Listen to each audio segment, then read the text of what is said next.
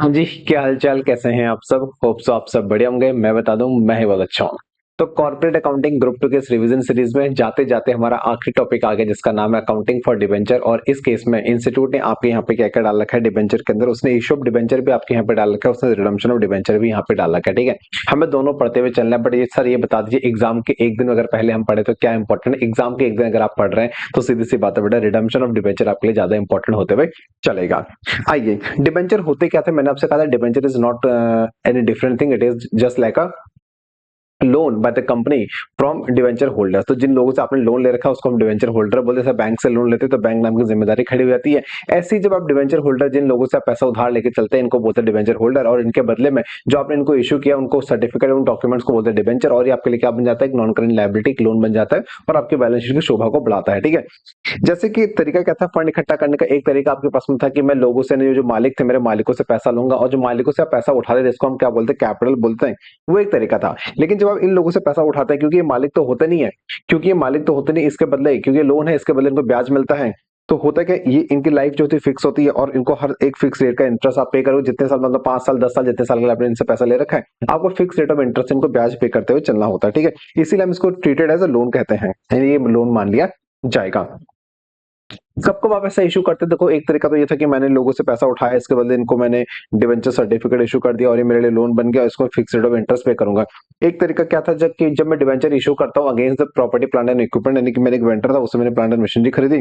अब इसको पैसा देना था मुझे 50 लाख रुपए। मैंने 50 लाख रुपए ना देके मैंने कहा, यार देख, मैं 50 लाख रुपए तुझे पेमेंट करूँ, मेरे पास पैसा है नहीं, एक काम करना, मेरे लिए तो डिवेंचर ले लें।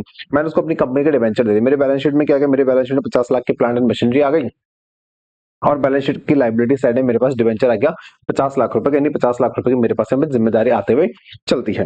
अब सेम चीज और देखिए, और कुछ तरीके थे। आपने यहाँ पे आपने एचडीएफसी बैंक से लोन लिया था।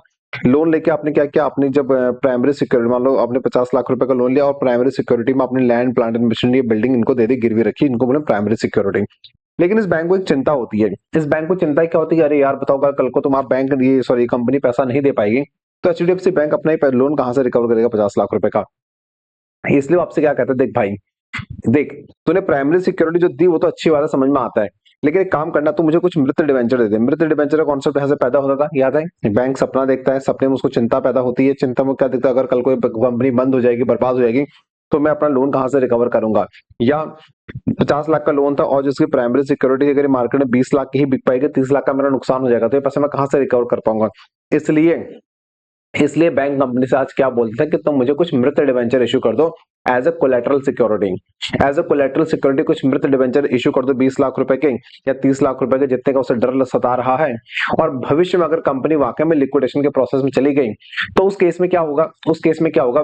बैंक उन मृत डिवेंचर में जान फूंक के उनको जिंदा करेगा, और उस मृत डिवेंचर पे अपना राइट एग्जीक्यूट करेगा। ठीक है, ये पूरा कॉन्सेप्ट मैंने आपको समझा रखा था, उसको मैंने लिंक कर रखा था आपके लिक्विडेशन के चैप्टर से, कि बैंक वहां पर आखिरी नंबर पे होता था अनसिक्योर्ड में, क्योंकि मृत डिवेंचर उसके पास में होते थे, फिर वो सिक्योर्ड के लाइन पे लग के खड़ा हो गया अपना पैसा लेने के लिए। ठीक है, ये सब मैंने आपको कॉन्सेप्ट इंटरलिंकिंग के थ्रू समझा रखा था। ठीक है, अब नहीं समझ में आया था उस समय, कोई दिक्कत नहीं, लेकिन एग्जाम के एक रात पहले देख रहे हो तो मत समझो, कोई दिक्कत नहीं, आपको क्वेश्चन करने एग्जाम में क्वेश्चन आने का। ठीक है, तो यहाँ पर जो डिवेंचर आप बैंक आपसे इशू करवाता है, जो बैंक आपसे डिवेंचर लेते हैं, इसको हम बोलते हैं debenture issued as a collateral security.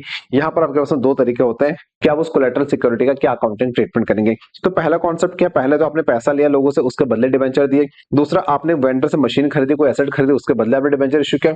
तीसरा, आपने बैंक से लोन लिया और प्राइमरी सिक्योरिटी, कल को बैंक को डर लगता है कि प्राइमरी सिक्योरिटी आपके लोन को सेटिस्फाई नहीं कर पाएगी, तो उस डर के लिए, उस डर से बचने के लिए वो क्या कर लेता है? आपसे कहता है कि भैया मुझे कुछ मृत डिवेंचर इशू कर दो। जो मृत डिवेंचर आप इशू करते हो उसको हम बोलते हैं debenture issued as a collateral security. फिर यहाँ पर कुछ डिफरेंसेस थे शेयर और डिवेंचर में, अंतर क्या होता है, बहुत बार आपके इंस्टीट्यूट ने पूछा हुआ है। ठीक है, ये मत समझना कि सर हम तो इंटरमीडिएट लेवल पे आ गए, इंस्टीट्यूट अब पूछेगा नहीं। भाई वो इंस्टीट्यूट है, वो कुछ भी कर सकता है। तो शेयर का नेचर एज अ कैपिटल होता है, डिवेंचर एज अ लोन होता है। यहाँ पर आप मालिक बनते हैं, यहाँ पर आप लायबिलिटी होती है। इसका अकाउंटिंग एंट्री आप डालते हैं, इशू एंट्रीज डाले जाते हैं, यहाँ पर भी इशू एंट्री सेम होती है। हाँ, यहाँ पर कोलेटरल सिक्योरिटी नंबर कोई कॉन्सेप्ट नहीं होता शेयर्स के अंदर, यहाँ पर होता है। यहाँ पर डिस्काउंट अलाउड नहीं होता, सेक्शन 53 साफ साफ मना करता है, लेकिन यहाँ पर डिस्काउंट अलाउड होता है। डिवेंचर के केस में डिस्काउंट, डिवेंचर को आप डिस्काउंट पे इशू कर सकते हैं। प्रीमियम दोनों में अलाउड होता है, दोनों पे प्रीमियम पे इशू कर सकते हैं। रिडम्पशन, भाई मालिकों कौन सा रिडम्पशन? यहाँ पर कोई रिडम्पशन नहीं होता एक्सेप्ट प्रेफरेंशियल, यहाँ पर रिडम्पशन अलाउड है। यहाँ पर किसी लॉस को राइट ऑफ करने की बात नहीं होती, यहाँ पर होती है। यहाँ पर कोई वोटिंग राइट होता है, यहाँ पर वोटिंग राइट नहीं होता। अब आ जाइए अकाउंटिंग फॉर डिबेंचर, ये है आप मुनीब। अब आप क्या करोगे, इशू ऑफ डिबेंचर में कोई दिक्कत नहीं, issue of debenture is same जैसे कि आपने पढ़ा था 11th क्लास में, और जैसे आपने पढ़ा था 12th क्लास में, जैसा पढ़ा था आपने इंटरमीडिएट के अंदर शेयर्स का चैप्टर आपने पढ़ा था, बैंक अकाउंट जमा to share application to share capital, फिर share allotment to share capital, bank account जमा टू शेयर अलॉटमेंट।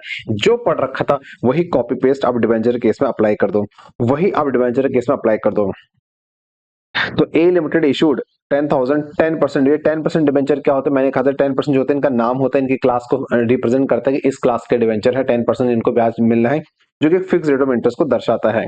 100 रुपए का डिबेंचर था, पेबल एज फॉलोज, एप्लीकेशन में 40 रुपए, अलॉटमेंट में 40 रुपए, फर्स्ट एंड फाइनल कॉल में 20 रुपए। इन जनरल एंट्री क्या हो जाएगी, तो बैंक अकाउंट जमा टू डिबेंचर एप्लीकेशन 40 रुपए into 10,000, 40 into 10,000, debenture application to debenture, उसके बाद डिवेंचर अलॉटमेंट टू डिवेंचर, उसके बाद bank account double to debenture allotment, उसके बाद debenture first call to debenture due करेंगे, फिर बैंक से पैसा मिलेगा। यही एंट्री आप शेयर्स के अंदर करते थे, यही एंट्री आपको डिवेंचर के अंदर करनी है। इसमें ऐसा कुछ नया नहीं, और रिवीजन के एक दिन पहले, एग्जाम के एक दिन पहले मैं आपका टाइम वेस्ट इसमें नहीं करूंगा, ठीक है। सेम चीज दूसरी बात, राम लिमिटेड इशू किया आपको 1,000 डिवेंचर 100 रुपए के each, payable after 5 year at par, ठीक है।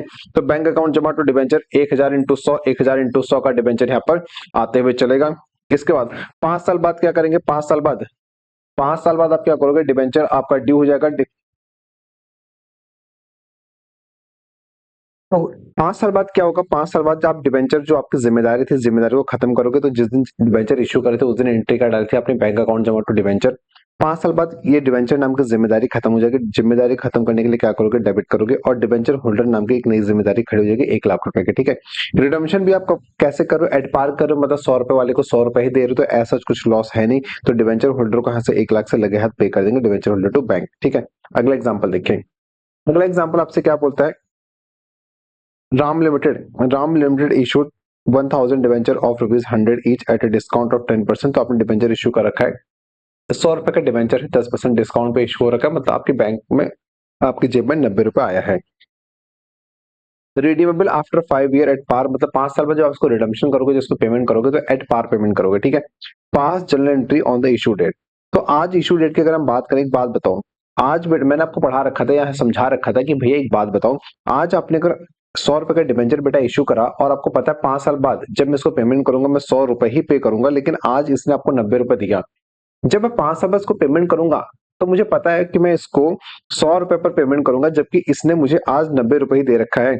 इसका मतलब जो लॉस है ना, 10 रुपए का डिस्काउंट ऑन इश्यू या लॉस ऑन इश्यूज को आप बोल सकते हैं, ये आज पता चलता है कि 5 साल बाद पता चलता है, सर ये आज पता चलता है।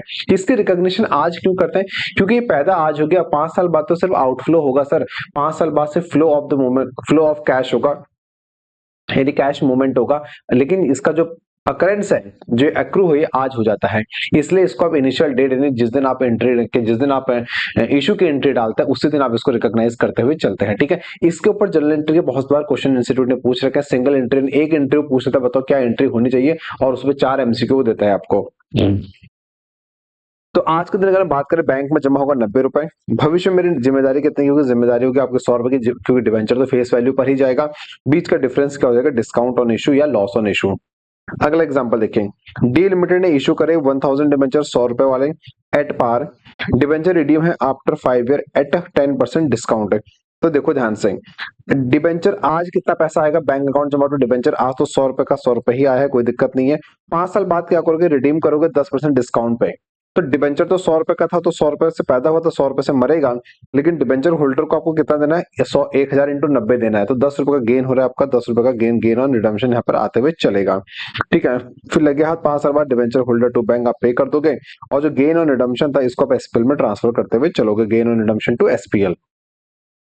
अगला एग्जाम्पल देखें, ए लिमिटेड ने इशू करे 1,000 डिवेंचर 100 रुपए वाले थे, एट पार आपने इशू करा, लेकिन 5 साल बाद जब रिडीम करोगे 10% प्रीमियम पे इशू करोगे। ध्यान से मेरी बात समझना, आज आपके जेब में 100 रुपए आ रखे हैं, 5 साल बाद जब आप रिडीम करोगे, जब आप 5 साल बाद रिडीम करोगे, तो आपकी जेब से 110 जाएगा, आपकी जेब से 110 जाएगा। ये 10 रुपए जार है ना बेटा, ये 5 साल बाद सिर्फ जार है, बट पैदा आज हो रहा है, इसका मूवमेंट नहीं, जो इसका अकरेंस जो है वो आज पता चल गया मुझे, इसलिए इस लॉस को मैं आज ही बुक करता हूँ। तो मैंने क्या बोला, मैंने कहा बैंक अकाउंट जमा 1,000 इंटू 100, मेरी जेब में 100 आया, और टू डिवेंचर, डिवेंचर नाम की जिम्मेदारी 1,000 इंटू 100 से यहाँ पे आ जाएगी। अब देखो, क्या भविष्य में डिवेंचर को सिर्फ 100 ही देना है? नहीं सर, मैंने कहा भविष्य में इसको 10 रुपए का प्रीमियम भी देना है, तो 1000 into 10 to premium on redemption, तो भविष्य में ये देना है। तो जिम्मेदारी मेरी इतने से आ रही है, लेकिन बैंक में जमा इतने से हुआ, तो 10 रुपए का लॉस हो गया, इसको हम बोलते हैं लॉस ऑन इशू आज के दिन। ठीक है, इस लॉस ऑन इशू को आप राइट ऑफ करते हो बाद में भविष्य में, कब तक? During the life of debenture on the basis of outstanding number of debenture का रेशियो। ठीक है, यस सर। रिडम्पशन की डेट को क्या करोगे? डिवेंचर नाम की जिम्मेदारी खत्म हो जाएगी, प्रीमियम और रिडम्पशन जो था वो भी खत्म हो जाएगा, तो जो जिम्मेदारी थी वो खत्म हो जाएगी, तो डिवेंचर होल्डर ड्यू करेंगे और डिवेंचर होल्डर को लगे हाथ यहाँ पर पे कर देंगे। ठीक है, ये मैंने आपको सिखा रखा था, ये डिवेंचर था, इसका लॉस अक्रू आज हुआ था, 5 साल बाद तो खाली पेमेंट हो रहा है, तो पैदा कब हो रहा है? आज पैदा हो रहा है, इसलिए इसकी एंट्री हम आज डालते हुए चलते हैं। SPL to loss on issue, इसको हम राइट ऑफ कर देंगे प्रॉफिट एंड लॉस में, लेकिन याद रखना ये राइट ऑफ कैसे होता है? During the life of debenture in the ratio of outstanding debentures. ठीक है, यस सर। एग्जांपल 6 देखिए, राम लिमिटेड इशू करता है 1000 debenture of ₹100 each at par, redeemable है आफ्टर 10 ईयर, रिडीमेबल है at 10% premium after 5 year, pass the journal entry on the issue date. ठीक है, आइए फटाफट से, आज के दिन क्या होगा? 100 रुपए का डिवेंचर था, 100 रुपए आया तो बैंक अकाउंट जमा टू 100 और जिम्मेदारी 100, जिम्मेदारी 100, लेकिन भविष्य में सिर्फ 100 रुपए नहीं जाएगी जिम्मेदारी, 10 रुपए का प्रीमियम भी जाएगा, तो इसका मतलब लॉस ऑन इशू 10 रुपए हो गया। तो ये अब जो 10 रुपए का लॉस हुआ ना, ये राइट ऑफ कैसे होगा? ये राइट ऑफ होता है during the life of debenture in the ratio of outstanding debenture का रेशियो। सेम एग्जांपल फिर यहाँ पर है, सेम एग्जांपल फिर यहाँ पर है, करिएगा आराम से। Concept 2, loss on issue of debenture. आइए, ठीक है, बहुत सारे एग्जांपल मैंने क्लास के अंदर आपको करा रखे थे भाई साहब, अगर आप देखो ना, कम से कम 50 से 52 पेज का तो खाली ये नोट्स का चैप्टर है, नोट्स से नोट्स 52 पेज, मैंने आपको एग्जाम्पल नोट्स लिखा रखे थे। ठीक है, चलिए, उसके बाद भी नालायक को रिवीजन के लिए आ गया, उसके बाद भी अगर दिक्कत होती है फिर तो मंदिर जाओ। लॉस ऑन इशू का ट्रीटमेंट क्या होगा? वो कहता है कि लॉस ऑन इशू कैसे कैसे पैदा हो सकता है। लॉस ऑन इशू कैसे पैदा हो सकता है? लॉस ऑन इशू या तो लॉस ऑन डिस्काउंट पे आपने डिबेंचर इशू कर रखे थे, या आपने डिबेंचर इशूड एट पार है लेकिन रिडीमेबल एट प्रीमियम है, मतलब जब डिबेंचर आपने इशू किया तो आपकी जेब में 100 रुपए आएगा, लेकिन भविष्य में जब उसको पेमेंट करोगे, पेमेंट आप 110 कर रहे हैं, तो ये भी आपके लिए लॉस हो जाएगा। डिबेंचर इशूड एट डिस्काउंट या रिडीमेबल एट पार, मतलब डिबेंचर जब इशू किया था 90 रुपए जेब में आया था, लेकिन जब उसको पेमेंट कर रहे हो एट पार, मतलब 100 रुपए पेमेंट कर रहे हो, तो भी आपका 10 रुपए का लॉस आ रहा है। तो जो लॉस ऑन इशू है पैदा किन किन केसेस में हो सकता है? तो वो कहता है loss on issue can be arises in following cases: debenture issued at discount, debenture issued at par but redeemable at premium, debenture issued at discount but redeemable at par. जो भी ये लॉस होगा ना, जो भी लॉस होगा किसी भी कारण से पैदा होगा, जो भी लॉस ऑन इशू है, इस लॉस ऑन इशू को हम राइट ऑफ करेंगे during the life of debenture on the basis of या in the ratio of outstanding number of debenture. यही यहाँ पर लिखा होगा। नंबर ऑफ आउटस्टैंडिंग डिबेंचर का रेशियो हम हर साल कैलकुलेट करेंगे। आप देखो एग्जांपल 9 में हमने क्वेश्चन आपको करके दिखा रखा है। 1000 डिबेंचर थे 100 रुपए वाले, जिसके डिस्काउंट पे इशू हुए थे, 10% redeemable after 5 year 10% premium, calculate the loss on issue to transfer to SPL each year. ध्यान से मेरी बात समझो, ध्यान से मेरी बात समझो, यहाँ पे देखो ध्यान से, आज बैंक में जमा कितना हुआ? 90 रुपए के भाव से, डिवेंचर नाम की जिम्मेदारी 100 रुपए से आई, 1000 इंटू 100, लेकिन भविष्य में सिर्फ 1000 इंटू 100 नहीं जाएगा, 1000 इंटू 10 भी जाएगा, मतलब 110 जाएगा। 110 नाम की जिम्मेदारी आई, बैंक में 90 रुपए, तो 20 रुपए का क्या हो जाएगा? लॉस ऑन इशू हो जाएगा। ये लॉस ऑन इशू कैसे राइट ऑफ करेंगे? 5 साल लाइफ है तो 5 साल में राइट ऑफ करेंगे on the basis of outstanding ratio of debenture.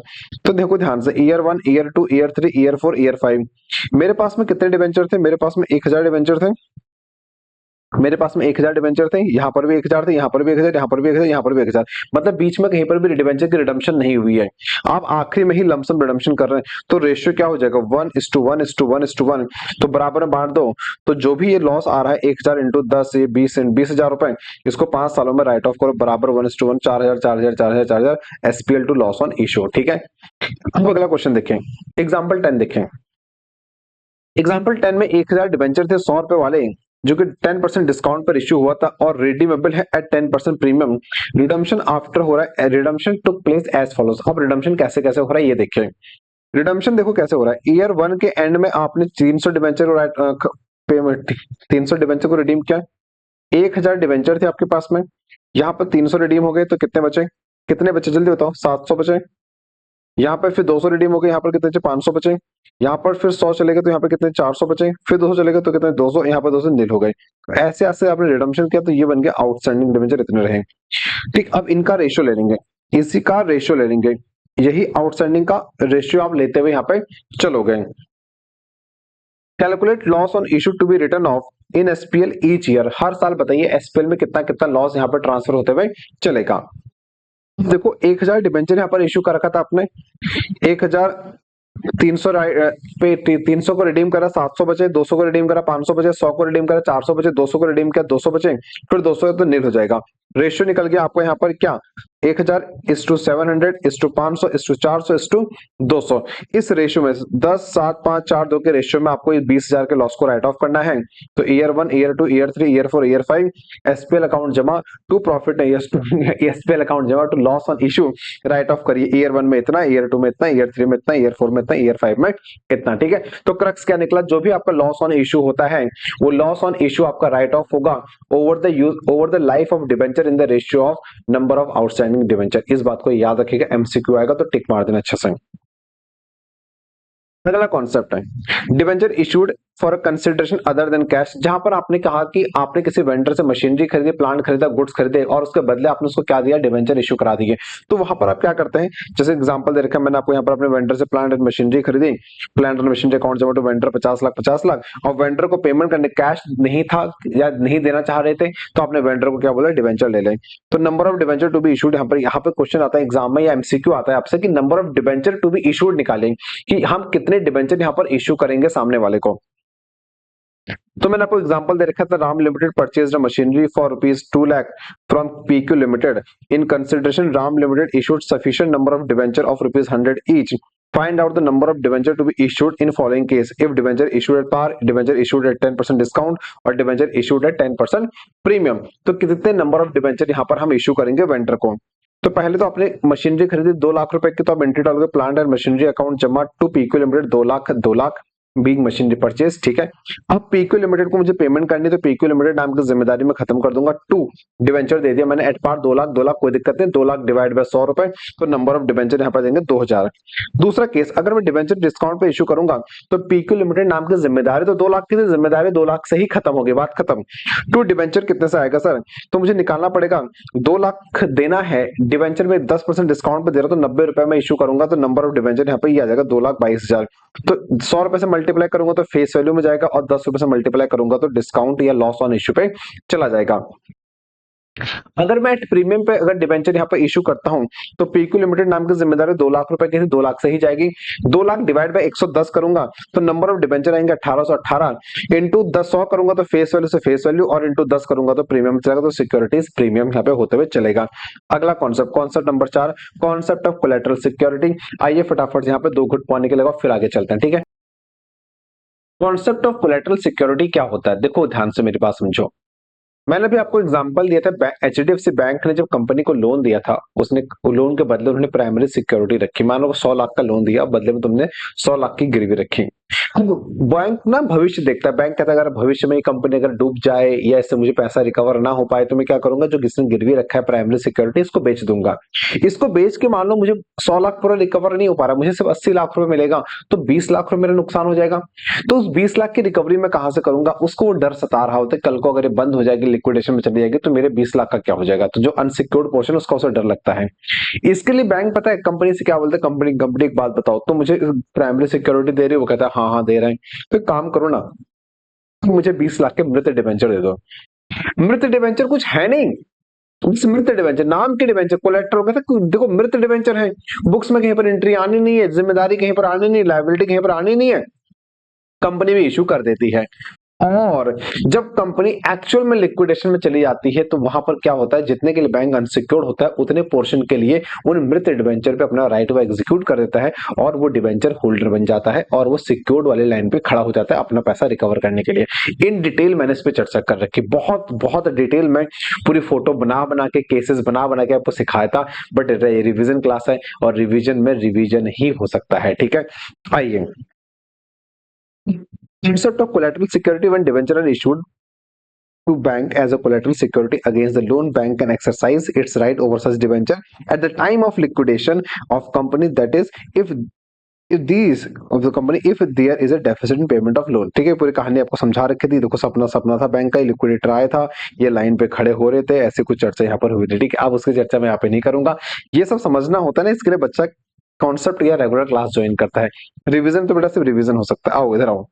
तो देखो राम लिमिटेड ने लोन लिया 10 लाख रुपए का और इशू करा 10% debenture of 100 each as a collateral security. जब भी आप क्रक्स क्या क्रक्स से बात करो, कोलेटरल सिक्योरिटी में अगर आप डिबेंचर इशू करते हैं, आपके पास दो ऑप्शन होते हैं। कंपनी के पास दो ऑप्शन होते हैं, ऑप्शन 1 ऑप्शन 2। ऑप्शन 1 कहता है no entry just give a footnote. Option 1 तो कुछ बोलता है, कहता है कोलेटरल डिबेंचर है भाई, मृत डिबेंचर है, इनका क्या ही करोगे, तो कुछ मत करो, बस फाइनेंशियल स्टेटमेंट में फुटनोट में दिखा दो कि हमने इतने debenture as a collateral security issue कर रखे हैं, बात खत्म। ऑप्शन 2 आपसे कहता है कि काम करो, क्रिएट करे डिबेंचर सस्पेंस अकाउंट, और इस डिबेंचर सस्पेंस अकाउंट को जिस दिन आप रिपेमेंट करोगे, जिस दिन वापस करोगे, right of it on repayment of loan, या जिस दिन आपका जो डिफॉल्ट होगा वो खत्म होगा।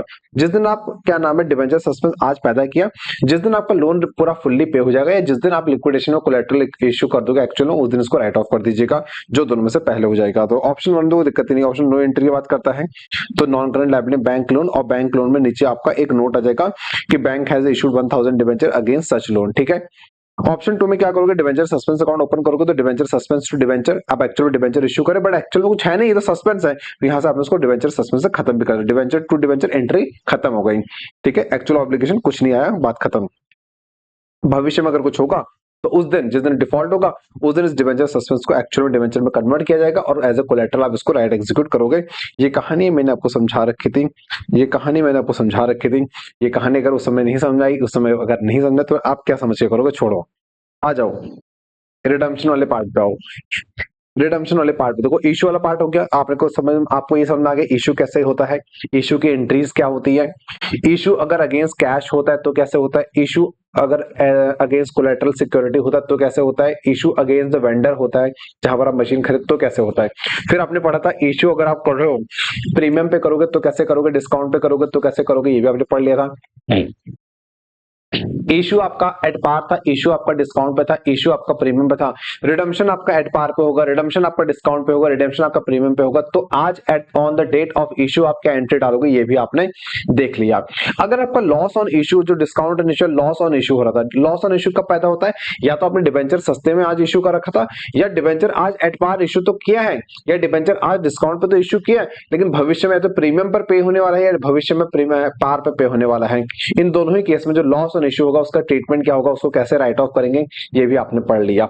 अब हम जा रहे हैं अपने अगले पड़ाव पे, जो पार्ट 2 है आपका रिडम्पशन ऑफ डिबेंचर, और पूरा मोटा मोटा चैप्टर आपके इसी पर बेस्ड है। आपका जो मोटा पोर्शन है इस चैप्टर का सारा इसी पर बेस्ड है।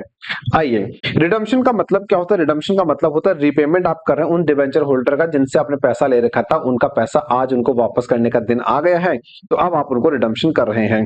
रिडम्पशन के मेथड कौन कौन से, ये आपको यहाँ पे 7-8 मेथड दे रखे हैं, इनसे आप डिबेंचर को पे करोगे। पहला मेथड आउट ऑफ प्रॉफिट, आपके पास प्रॉफिट है, उस प्रॉफिट से अपने डिबेंचर होल्डर को पे कर दीजिए। लमसम रिडम्पशन आप कर रहे हैं, इकट्ठा पेमेंट कर रहे हैं। Redemption by drawing lot, lottery मतलब मटके में डालो, मटके से पर्ची निकालो, पर्ची निकाल के जिसका नाम आएगा उसको पे कर दिया। इसके अलावा purchase in open market for immediate cancellation, purchase in open market for investment, यानी ओपन मार्केट मतलब सब्जी मंडी, सब्जी मंडी मतलब बिक गया भाई, लूट गया, तो किसको पेमेंट करना है, ऐसे करके आप डिबेंचर होल्डर से पैसा वापस ले रहे हैं, उनको रिडम्पशन दे रहे हैं। यानी डिबेंचर होल्डर अपना डिबेंचर आपको बेचेगा, आप खरीद लोगे, जैसे आपने खरीदा तो आपके बुक से डिबेंचर खत्म हो जाएगा और आपका पैसा चला जाएगा, बात खत्म। या एक तरीका तो ये हो गया, इसको बोलता है purchase in open market for immediate cancellation. एक तरीका क्या होता है, आपने डिबेंचर खरीदा मार्केट से, तो आपकी बैलेंस शीट से डिबेंचर नाम की लायबिलिटी तो खत्म हो गई, क्योंकि डिबेंचर होल्डर को आपने सब्जी मंडी में पैसा दे दिया, आपके पास डिबेंचर आ गया, तो आपकी बैलेंस शीट में डिबेंचर नाम की लायबिलिटी तो खत्म हो जाती है। ठीक है, लेकिन आपकी जेब से पैसा नहीं गया, आपकी जेब से भी तो पैसा नहीं गया, तो कैश तो सॉरी कैश दे दिया बट डिवेंचर की लायबिलिटी आपने खत्म नहीं करी, सॉरी ठीक है, कैश दे दिया डिवेंचर होल्डर को बट आपने डिवेंचर की लायबिलिटी खत्म नहीं करी। तो जब तक आप डिवेंचर की लायबिलिटी खत्म नहीं कर अपने घर से, आप क्या करते हो, अपनी बैलेंस शीट में एसेट साइड में क्या दिखा दोगे, इन्वेस्टमेंट इन ओन डिवेंचर। आ रही बात समझ में, मतलब कि डिवेंचर होल्डर ने आपको डिवेंचर सर्टिफिकेट वापस कर दिया, डिवेंचर का डॉक्यूमेंट दे दिया, आपने उसको बदले में पैसा दे दिया, आपने अपने घर पे लायबिलिटी साइड से डिवेंचर कैंसिल नहीं करे, तो लायबिलिटी तो खड़ी है बट कैश कम हो गया, तो एसेट को बढ़ाने के लिए आप क्या करते हो, यहाँ पर इन्वेस्टमेंट इन ओन डिवेंचर दिखा देते हो, आपकी बैलेंस शीट टैली कर जाती है। और भविष्य में आप क्या करोगे, भविष्य में इन इन्वेस्टमेंट को खत्म कर दोगे और इस डिवेंचर को यहाँ से राइट ऑफ कर दोगे। ठीक है, तो या तो आप आउट ऑफ प्रॉफिट रिडीम कर रहे होंगे, या लमसम रिडम्पशन कर रहे होंगे, या बाय लॉटरी ड्राइंग लॉट से रिडम्पशन कर रहे होंगे, या आप ओपन मार्केट में परचेस करो। ओपन मार्केट परचेस पर दो कॉन्सेप्ट होता है, या तो आपने ओपन मार्केट परचेस किया इमीडिएट कैंसिलेशन, या आपने ओपन मार्केट परचेस किया इन इन्वेस्टमेंट इन ओन डिवेंचर। अगला होता है रिडम्पशन बाय कन्वर्जन, आपने इसको शेयर्स में कन्वर्ट करा लिया। या आखिरी आपका होता है रिडम्पशन बाय सिंकिंग फंड, यह एक सबसे इंपॉर्टेंट कॉन्सेप्ट है। सिंकिंग फंड इन्वेस्टमेंट आपने बना के रिडम्पशन कर रखा है। ठीक है, सबसे ज्यादा क्वेश्चन इंस्टीट्यूट ने वैसे सिंकिंग फंड से पूछे हैं या open market purchase in own investment से पूछा है। ठीक है, यस सर। आइए फटाफट एक एक करके डिस्कस करते हैं। रिडम्पशन आउट ऑफ प्रॉफिट का मतलब क्या होता है कि जब भी आप रिडम्पशन आउट ऑफ प्रॉफिट करते हैं, याद करें सेक्शन 71 बीच में कूद के आएगा, और सेक्शन 71 यहाँ पर कहता है कि जब भी आपको डिवेंचर रिडीम करने होते हैं, जिस साल आपको डिवेंचर रिडीम करना होता है उसके ठीक पिछले साल, जब साल शुरू हुआ था उसके 30 अप्रैल तक आपको डीआरआर क्रिएट करना होता है। कितने का, अगर आउट ऑफ प्रॉफिट कर रहे हैं तो 100% डीआरआर आप बना सकते हैं, आउट ऑफ कैपिटल कर रहे हैं तो 25% आप डीआरआर यहाँ पर बनाते हुए चलते हैं। यही पढ़ा था, यस सर। ठीक है, अब मैं ये सब बताऊंगा नहीं यहाँ पे छोटे छोटे वाले, मैं रिवीजन कराने आया हूँ बेटा, मैं लॉजिक का कॉन्सेप्ट बताने नहीं आ रखा हूं, मैं तो बस जो लिखा है बस वो पढ़ाने आया हूं यहाँ पे इस समय। ठीक है, ये बातें यहाँ पर हुई थी कि आपको डीआरआर बनाना पड़ेगा, इतना डीआरआर बनाना पड़ेगा। उसके अलावा जिस फाइनेंशियल ईयर में आपको रिडम्पशन करनी है ना, जब वो फाइनेंशियल ईयर स्टार्ट हुआ था उसके 1 तारीख से लेकर 30 अप्रैल के बीच में आपको 15% का डीआरआई, डिवेंचर रिडम्पशन इन्वेस्टमेंट बनाने है। जितना डिवेंचर आपको रिडीम करना है उसका 15% डीआरआई आपको क्रिएट करना होता था, ये भी आपने पढ़ा होगा। Yes sir, yes sir, yes sir. इसके बाद आपने कहा था कि जो ऑल फाइनेंशियल इंडिया के फाइनेंशियल इंस्टीट्यूशन होते हैं, बैंकिंग कंपनी होती है, इनको डीआरआई बनाने की जरूरत नहीं होती, लेकिन एनबीएफसी अगर पब्लिक फंड लेती है तो 25%, या प्राइवेट फंड प्राइवेट वाली है तो फिर कोई भी डीआरआर बनाने की जरूरत नहीं होती है। ये सब एमसीक्यू पोर्शन के लिए बहुत ज्यादा इंपॉर्टेंट था, ये सब एमसीक्यू पोर्शन के लिए बहुत बहुत बहुत बहुत ज्यादा इंपॉर्टेंट होते हुए चलेगा, याद रखिएगा। फिर आपने पढ़ा था, ये तो हो गया था अकाउंटिंग, तो ये भी हो गया था। फिर डीआरआई की बात भी हो गई थी कि 30 अप्रैल तक आपको डीआरआई में इन्वेस्ट करना पड़ेगा। ठीक है, तो क्रक्स क्या था आपका, मान लो ये है 30/3/26, यहाँ पर आपको 1 लाख के फेस वैल्यू का डिबेंचर रिडीम करना है। तो आप क्या करोगे भाई, पैसा कहां से आएगा, पैसा कहां से आएगा, इसके लिए आप क्या करते हो, 31/3/26 को पेमेंट करना। तो साल कब शुरू होगा, 1/4/25 को। 1/4/25 को ये साल शुरू हुआ होगा, तो 1/4/25 से लेकर 30 तारीख के बीच में जितना यहाँ पर रिडीम करना है इसका 15% आप डीआरआई, डिबेंचर रिडम्पशन इन्वेस्टमेंट डालोगे, तो इन्वेस्टमेंट पैदा हो जाएगा आपके पास में। 30 तारीख को इसको बेचोगे और बेच के जो पैसा मिलेगा इसको पे कर दोगे। ठीक है, मैंने आपसे क्या कहा था, डिवेंचर ये डीआरआर कॉन्सेप्ट कुछ नहीं होता है, same as sinking fund concept होता है कि जो यहाँ पर नालायक बच्चे थे, आप, मैंने आपसे कहा था कमाई करोगे तो क्या करोगे, आपने कहा था अपने पास अय्याशी करेंगे, घूमेंगे, खाएंगे, पियेंगे, मौज करेंगे, बड़े बड़े फोन खरीदेंगे, नालायकों। बट देखो होता क्या है, जब आप डिवेंचर का पैसा लेके बैठे हो, डिवेंचर से पैसा मार के बैठे हो ना कंपनी में, तो डिवेंचर ट्रस्टी होता है, वो देखता है कि भैया तुम पैसा तो लेके बैठे हो डिवेंचर से, इनके पैसे का यूज वही कर रहे हो जिस पर्पस के लिए पैसा मांगा था। ये इधर उधर डायरेक्टर घूम रहे हैं विदेशों में, बड़े बड़े प्राइवेट पार्टीज कर रहे हैं और डिवेंचर का पैसा यूज कर रहे हैं, ऐसा नहीं होता है। इनके फंड को मॉनिटर करने के लिए, ओवरसाइट करने के लिए क्या होता है, यहाँ पर एक डिवेंचर ट्रस्टी क्रिएट किया जाता है।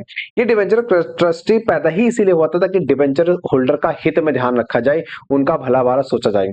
इसलिए आप करते क्या है ना, कंपनी से डिवेंचर ट्रस्टी क्या बोलते बेटा, जितना कमाओगे ना, जितना कमाओगे उसका इतना परसेंट यहाँ पे दोगे हर साल।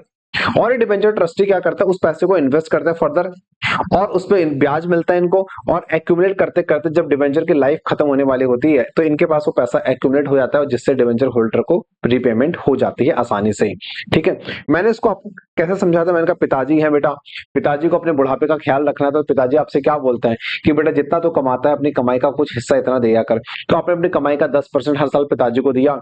पिताजी क्या करते हैं, पिताजी हर साल उस पैसे को, हर साल उस पैसे को इन्वेस्ट करते हैं, और पिताजी को उस पैसे पे क्या मिल रहा था, ब्याज मिल रहा था। और एक टाइम बाद, 10 साल बाद, 15 साल बाद पिताजी के पास एक बल्क अमाउंट का, ह्यूज अमाउंट का पैसा इकट्ठा हो जाता है, जिससे पिताजी आराम से अपना बुढ़ापा जीवन यापन कर सकते हैं। ठीक है, तो ये कॉन्सेप्ट मैंने आपको ऐसे सिखा रखा था। ठीक है, एक और तरीका और था, मैंने आपको सिखाया था कि आपके पढ़ाई के लिए पिताजी ने लोन ले रखा था कि आप इंजीनियर बनोगे, बच्चा इंजीनियर बनेगा, तो आज पिताजी ने बड़ा बड़ा लोन ले लिया और लोन लेके पिताजी लोन चुकाएंगे, अब 10 साल बाद 15 साल तक लोन चुकाएंगे। आप इंजीनियर बन गए, आपकी तनख्वाह आनी शुरू हो गई, आप पिताजी ने आपसे क्या बोला, आप पिताजी ने कहा बेटा तेरे लिए पढ़ाने के लिए बहुत लोन लिया था, अब जितनी तनख्वाह आती है ना उस तनख्वाह का कुछ हिस्सा मुझे देना। तो आपने हर साल पिताजी को देना शुरू किया, पिताजी ने उस पैसे को इन्वेस्ट करना शुरू किया, उस इन्वेस्टमेंट में पिताजी को रिटर्न मिलना शुरू किया और 15 साल बाद 10 साल बाद पिताजी का ह्यूज अमाउंट इकट्ठा हो गया, जिससे उन्होंने उस जो लोन ले रखा था आपकी पढ़ाई के लिए उस लोन का रिपेमेंट कर दिया। तीन तीन चार चार अलग अलग कॉन्सेप्ट मिक्स करके मैंने आपको एक कॉन्सेप्ट समझाया था DRRR का, और मैंने कहा था यही पर समझ लो, क्योंकि जो DRR का कॉन्सेप्ट यहाँ पर है सेम कॉन्सेप्ट हम सिंकिंग फंड में यूज करने वाले हैं। ये सेम कॉन्सेप्ट हम सिंकिंग फंड के अंदर यूज करेंगे जो आपका आखिरी कॉन्सेप्ट होगा। ठीक है, यस सर। तो होता क्या था यहाँ पे, सबसे पहले आप DRR क्रिएट करते हैं। DRR का मतलब पोर्टली दिया आपने बैंक को, डिवेंचर ट्रस्टी को या पिताजी को, तो हर साल आप प्रॉफिट निकाल के, हर साल आपका प्रॉफिट कम हो जाएगा, प्रॉफिट एंड लॉस कम होगा, मैं इतना हिस्सा पिताजी को निकाल के दे रहा हूँ, डिवेंचर ट्रस्टी को निकाल के दे रहा हूँ, तो प्रॉफिट कम हो जाता है, प्रॉफिट एंड लॉस अकाउंट जमा टू पिताजी नाम की जिम्मेदारी। तो बस उसी पिताजी को हमने क्या नाम दे दिया अंग्रेजी में, DRR, डिवेंचर रिडम्पशन रिजर्व। या इसी कंपनी में एक्चुअल में पिताजी कौन होता है, जो काम कर रहा होता है डिवेंचर ट्रस्टी, ये काम कर रहा होता है। ठीक है, और अच्छे समझना है, कोई दिक्कत नहीं, लिंक डिस्क्रिप्शन में है, जाओ वहां पे कॉर्पोरेट अकाउंटिंग का पेपर का नाम लिखा होगा, तुरंत एनरोलमेंट करिए और अच्छे से कॉर्पोरेट अकाउंटिंग पढ़िए। ठीक है, अकाउंट्स का अलग ही मजा आएगा आपको। आइए इसके बाद, तो SPL टू DRR ये नाम जनरल एंट्री यहाँ पे हो जाएगी, और उसके बाद आप पिताजी क्या करेंगे, उसका इन्वेस्टमेंट करेंगे, तो debenture redemption investment to bank की एंट्री हो जाएगी। रिडम्पशन डेट पे इन्वेस्टमेंट को बेच देंगे, इन्वेस्टमेंट को बेचेंगे तो क्या एंट्री होगी, बैंक अकाउंट जमा टू इन्वेस्टमेंट। उसके अलावा इस इन्वेस्टमेंट पर अगर कोई इंटरेस्ट वगैरह वगैरह मिलता है तो वो भी DRR यानी फंड के अंदर ही जमा होगा, यही हम सिंकिंग फंड के अंदर पढ़ेंगे, वही यहाँ पर ही पढ़ेंगे। ठीक है, इसके बाद डिवेंचर को ड्यू करो, ड्यू करने के लिए एंट्री कर लोगे, डिवेंचर खत्म हो जाएंगे तो डिवेंचर होल्डर पार या प्रीमियम जो भी होगा, बीच का डिफरेंस क्या हो जाएगा, प्रीमियम और रिडम्पशन जो भी हो सकता है। On payment debenture holder account जमा टू बैंक, बस यही एंट्री आपकी होनी है। On payment transfer DRR to general reserve, अगर DRR में कोई बैलेंस बच रहा है पेमेंट के डेट पे उसको जनरल रिजर्व में ट्रांसफर करते हैं। सेम हम सिंकिंग फंड के अंदर भी पढ़ते हैं, अगर वहां पर भी कोई बैलेंस बच रहा होता है उसको हम जनरल रिजर्व में ट्रांसफर करते हुए चलते हैं। आ रही बात समझ में? Yes sir. आ जाओ फटाफट से, क्वेश्चन नंबर 5 है आपको, क्वेश्चन नंबर 5 इंस्टीट्यूट का है, आ जाओ इंस्टीट्यूट क्वेश्चन नंबर 5 में आ जाओ फटाफट से।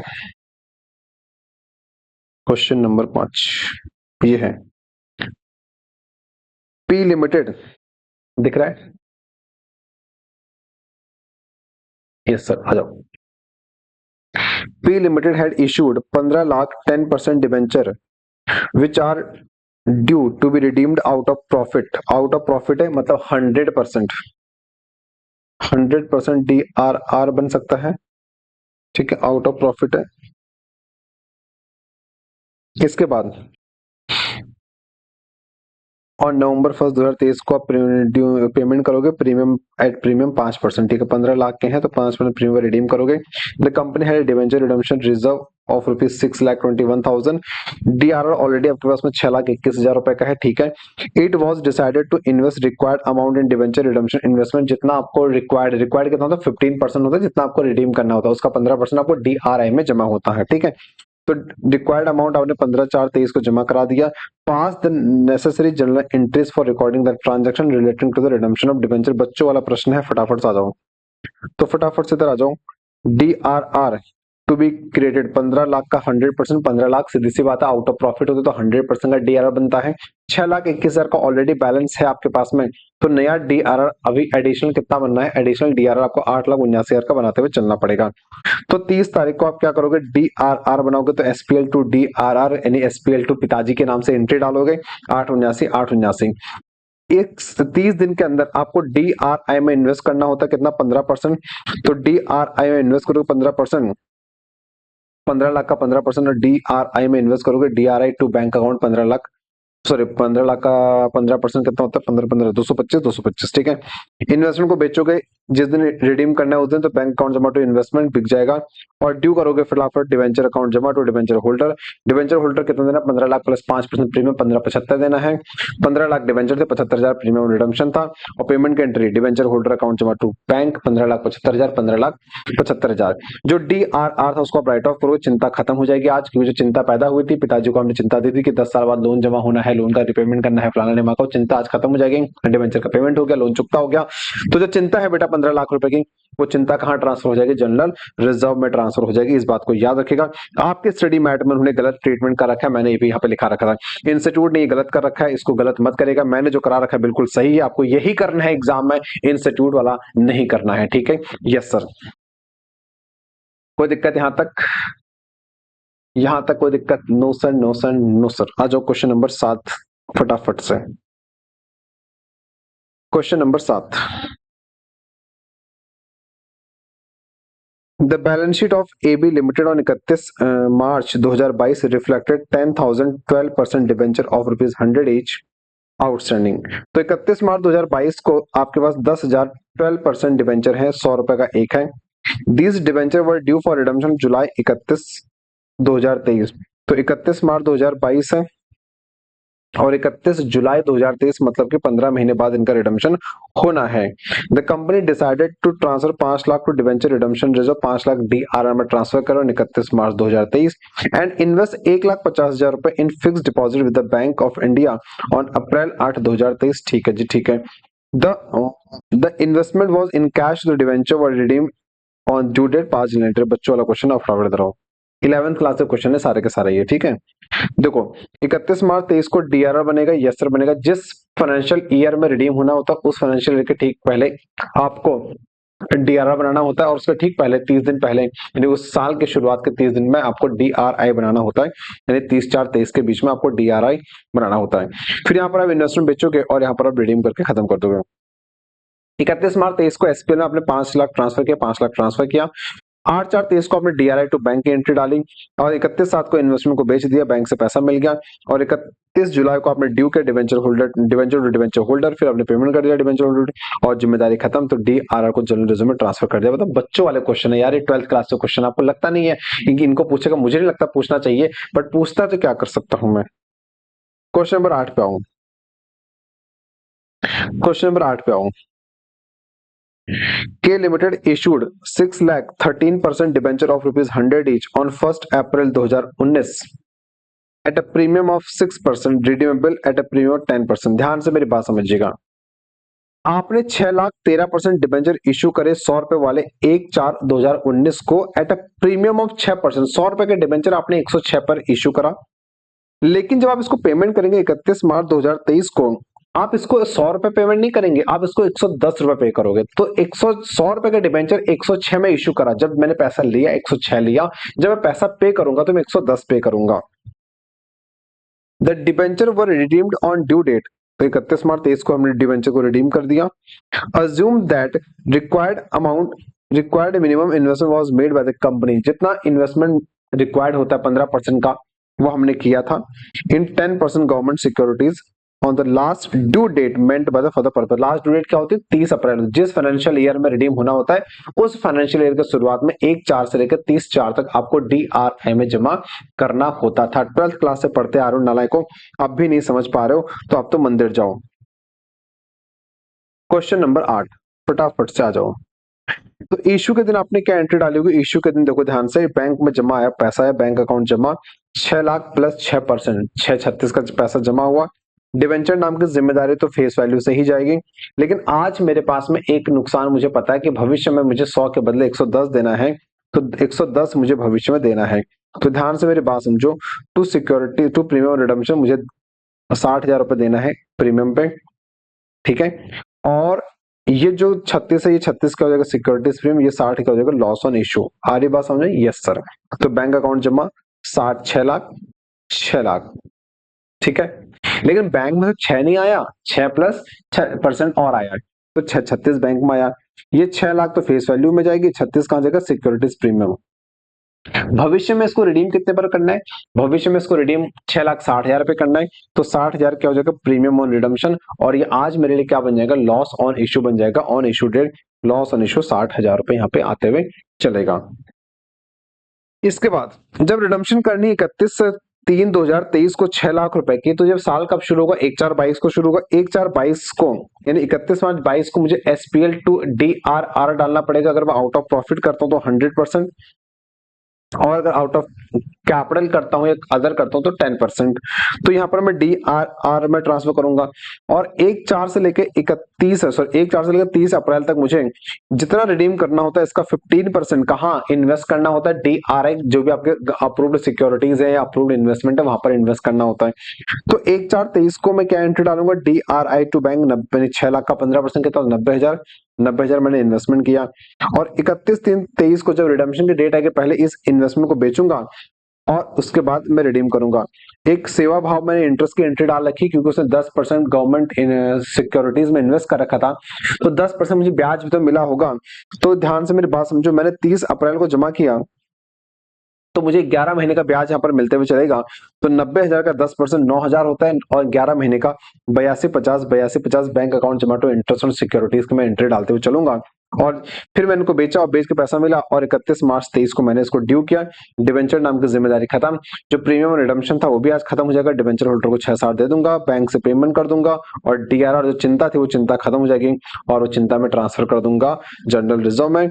और जो इंटरेस्ट था, interest on DR to SPL interest income हो जाएगी, इसको मैं एसपीएल में ट्रांसफर करते हुए चलूंगा। ठीक है, ये आपका पहला मेथड यहाँ पे खत्म होते हुए चलता है। आउट ऑफ प्रॉफिट जब आप रिडीम करते हो डिवेंचर को तो यहाँ पर ये काम आप करते हुए चलते हैं। ये आपने ऐसा 12th के अंदर ही पढ़ रखा होगा, आपके 12th में बहुत डीपली कवर था, तो इसमें कुछ भी नया नहीं है और इसमें आपको दिक्कत होनी भी नहीं चाहिए। इसके बाद लमसम मेथड। लमसम मेथड क्या है, ये भी आउट ऑफ प्रॉफिट हो सकता है, ये भी आउट ऑफ कैपिटल हो सकता है। सेम चीज यहाँ पर फिर पढ़ोगे, आउट ऑफ प्रॉफिट है तो 25% या 100% डीआरआर बनता था अगर आपको याद हो। आउट ऑफ कैपिटल में आप 10% डीआरआर बनाते थे और अनलिस्टेड कंपनी के 10% डीआरआर आप बनाते हुए चलते हैं। तो whenever debenture are redeemed then interest on debenture up to date of redemption shall be paid. ये आपको पता ही है, जब भी आप डिबेंचर पे करते हो, जिस दिन तक आप डिबेंचर पे कर रहे हो, जिस दिन तक का लोन आप दे रहे हो, रिडम्पशन कर रहे हो, उस दिन तक का जो आउटस्टैंडिंग ब्याज है, जितना भी अक्रूड इंटरेस्ट उनके ऊपर बनता है वो अक्रूड इंटरेस्ट भी उनको पे होना होता है। तो interest on debenture to bank के एंट्री आप डालते हुए चलते हो, interest on debenture to bank के एंट्री आप डालते हुए चलते हो। तीसरा मेथड, क्योंकि इसमें देखो लमसम और आउट ऑफ जो पहला मेथड हमने पढ़ा उसमें कोई भी अंतर नहीं है, याद रखिएगा, तो इसलिए मैं अलग से कुछ चर्चा नहीं कर रहा हूं। रिडम्पशन बाय ड्रॉइंग लॉट्स, ये क्या था, मटके के अंदर पर्ची डाली गई और मटके के अंदर पर्ची डाल के पर्ची निकाली गई, जिसका पर्ची में नाम आ गया उस डिबेंचर होल्डर को आज के दिन रिडम्पशन हो जाएगा। ठीक है, मटकी मटकी मटकी के पर्चे से जिसका नाम आएगा उस डिबेंचर होल्डर को आज के दिन रिडम्पशन हो जाएगा। तो मैंने आपको ऐसे दिखाया, ड्रॉइंग लॉट का मतलब क्या होता था, debenture are redeemed for selected debenture holders only. Selected का मतलब वो डिबेंचर होल्डर जिनका नाम मटकी के पर्चे में निकला और पर्चे में जिसका नाम लिखा होगा उसको आज पे कर देंगे। ठीक है, ये कंपनी है, कंपनी ने मटके में पर्चा डाला फिर निकाला, इन दोनों में से जिसका नाम आ गया उसको आज यहाँ पर डिबेंचर उसका आज रिडीम कर देंगे। तो डिबेंचर जब खत्म करेंगे, डिबेंचर एक जिम्मेदारी है तो खत्म होगा तो डेबिट हो जाएगा टू डिबेंचर होल्डर, बात खत्म। बीच का डिफरेंस प्रीमियम ऑन रिडम्पशन या लॉस ऑन रिडम्पशन। ठीक है, उसके बाद डिवेंचर होल्डर टू बैंक, बस यही एंट्री आपको डालनी है और कुछ नहीं करना है। फिर मैंने आपको लिखा था कि टीडीएस का अगर कोई प्रोविजन अगर आपको दिखता है उसको इग्नोर। अगर आपने 12th क्लास में टीडीएस पढ़ा था ना कि डिवेंचर रिडीम हो रहा है तो टीडीएस कटेगा, ये कटेगा, उस टीडीएस के प्रोविजन को आप इग्नोर करते हुए चलेगा, वो हमारे यहाँ पे सिलेबस में आपको नहीं देखने को मिलेगा। Debenture interest will be paid till the date of redemption, जिस दिन तक आप पेमेंट कर रहे हैं उस दिन तक का जितना ब्याज बनता था उसको निकालते रहिएगा, उस ब्याज को पे करिएगा। ठीक है, अब to entries can be combined, ऊपर की दो एंट्रियां जो थी ये वाली इनको आप कंबाइन कर सकते हैं, कोई दिक्कत नहीं है, आपकी श्रद्धा। Premium on redemption will be इधर cancelled with existing liability in balance sheet और it will be written off against the reserve या सरप्लस। अगर आपके पास में प्रीमियम ऑन रिडम्पशन है या तो उसको एग्जिस्टिंग लायबिलिटी का अगेंस्ट खत्म करिए या रिजर्व एंड सरप्लस से सेट ऑफ करिए, जो आपकी मर्जी। और फटाफट से एग्जांपल, दो घुट पानी के पीछे फिर एग्जांपल आगे करता है। ठीक है, चलिए आइए। तो Ram limited has outstanding 9% debenture of 10 lakh rupees on 1/4/2023, interest is payable on 30th September and 31 March each year. ठीक है, तो 10 लाख रुपए के डिबेंचर हैं जिसपे 9% का ब्याज मिलना है, इंटरेस्ट मिलता है 30 सितंबर और 31 मार्च को हर साल। ठीक है, 31/12/23 को 2 लाख रुपए डिवेंचर वो रिडीम, 2 लाख रुपए के डिवेंचर आपने 31/12/23 को रिडीम कर दिए, मतलब कि वापस कर दिए बाय ड्रॉइंग लॉट्स। ठीक है, yes sir. Premium on redemption 10% है, जर्नल एंट्री आपको करनी है। तो जब भी आप रिडम्पशन कर रहे हैं तो 10% प्रीमियम पे आप कर रहे हैं, तो बताइए आज जर्नल एंट्री क्या होते हुए चलेगी। तो 1/4/23 को 10 लाख रुपए के डिबेंचर है। तो इसके बाद क्या होगा, 30 सितंबर आएगा, 9% का आप इंटरेस्ट पे करोगे। फिर 31/12 आएगा, यहाँ पे 2 लाख के डिबेंचर आपने 110% पे यानी कि 10% प्रीमियम पे रिडीम कर दिए। बस यही जनरल एंट्री में डालनी है। आज मैं यहाँ पे खड़ा हूँ बेटा, ध्यान से मेरी बात समझना, क्योंकि याद रखना मैं रिवीजन पे हूँ। इसका मतलब जो कॉपी किताब आपने बना रखे थे, जो नोट्स आपने बना रखे थे, जो क्वेश्चन मैंने क्लास में करा रखे थे, वही कॉपी खोल के तुम बैठे हो, ठीक है। अब ये नहीं कि तुम कुछ नया पेज उठा लो फिर यहाँ पे नोट करो, ये मुझसे मत पूछना। ये समय मान के चल रहा हूँ कि तुमने लिख रखा था, तुमने पढ़ रखा था, और अब तुम इस समय सिर्फ और सिर्फ जो मैंने पढ़ा रखा था उसी को हम रिवाइज करा रहे हैं, ठीक है। तो देखो तुमने आज 1/4 को आप खड़े हैं, सबसे पहले कौन सी तारीख आएगी, चलते जाओ, याद करो कैसे, चलते जाओ, रुकना आपका काम नहीं। चलते चलते कौन मिला, 30/9 मिला। 30/9 को मैं ब्याज पे करूंगा, तो interest on debenture to bank की एंट्री हो जाएगी। कितने डिबेंचर थे, 10 लाख के डिबेंचर थे, 9% का ब्याज, 6 महीने का ब्याज कितना होता है निकाल लो यहाँ पे, 45 में पे कर दूंगा। फिर आगे चलते जाओ 31/12 आया। 31/12 को मैं 2 लाख रुपए के डिबेंचर ड्यू पे कर रहा हूँ। याद रखो 2 लाख रुपए के डिबेंचर पे करोगे 31/12 को, तो 31/12 तक जितना इनका ब्याज बनता था वो ब्याज भी तुम्हें पे करना पड़ेगा। तो 2 लाख डिबेंचर को आखिरी ब्याज कब मिला होगा, इनको आखिरी ब्याज 30 सितंबर को मिला होगा। अब अक्टूबर नवंबर दिसंबर 3 महीने का ब्याज इनका और बनता है, तो इन 3 महीने का पहले ब्याज पे करो फिर इनको रिडीम करो। तो सबसे पहले क्या होगा, 3 महीने का ब्याज, जिस दिन रिडम्पशन हो रहा है उस दिन तक का इंटरेस्ट पे करते हैं। तो 2 लाख रुपए थे, 9% का डिबेंचर, 3 महीने का ब्याज कितना बनता है, 4500। तो interest on debenture to bank 4500 इनका ब्याज पे करो, फिर इनको ड्यू कर दो। तो डिबेंचर 2 लाख के थे, यस सर 2 लाख के थे, लेकिन हम इनको 2 लाख नहीं देंगे, 220 देंगे, 10% एक्स्ट्रा देंगे प्रीमियम पे। तो to debenture holder 2 lakh plus 10%, तो 20,000 क्या हो जाएगा, प्रीमियम ऑन रिडम्पशन हो जाएगा। लगे हाथ पे कर दो, तो डिबेंचर होल्डर नाम की जिम्मेदारी खत्म। तो डिबेंचर होल्डर टू बैंक 220 यहाँ पे हो जाएगा। इसके बाद जो 20,000 का लॉस हो रहा है प्रीमियम रिडम्पशन का, ये कहां से राइट ऑफ होगा, तो सिक्योरिटीज प्रीमियम तो होगा नहीं आपके पास, रिजर्व एंड सरप्लस होगा तो वहां से। तो securities premium general reserve SPL का जो बैलेंस है वो अगर है तो वहां से इसको राइट ऑफ कर दीजिए।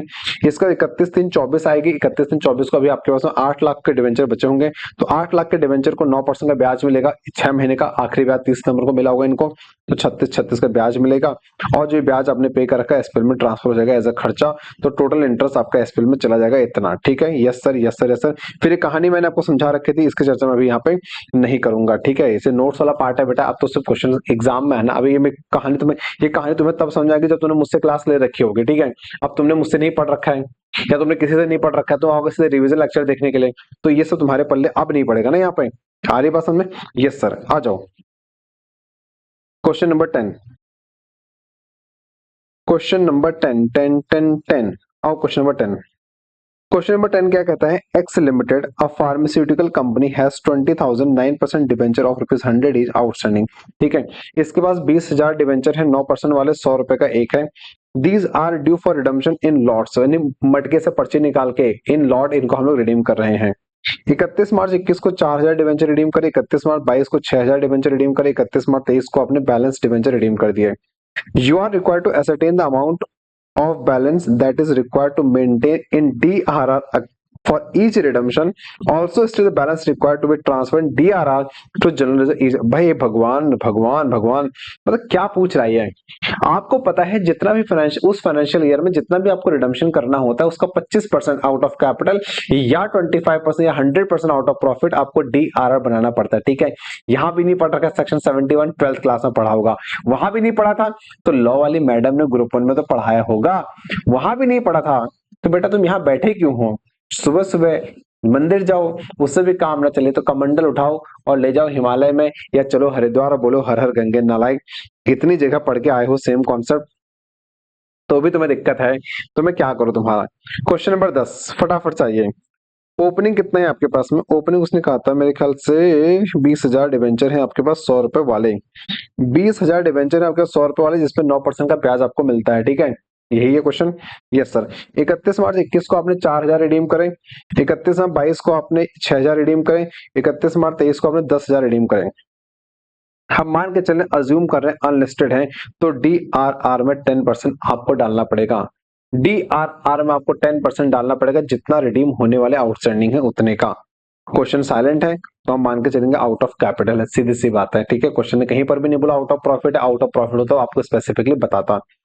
तो डिवेंचर आउटस्टैंडिंग है आपके 20,000 इंटू 100 वाले, तो DRR में हम कितना डालेंगे, 2 लाख का 10% डालेंगे, सॉरी 20 लाख का 10% डालेंगे, 2 लाख रुपए, ठीक है, क्योंकि हम आउट ऑफ कैपिटल मानते हुए चल रहे हैं अनलिस्टेड कैटेगरी।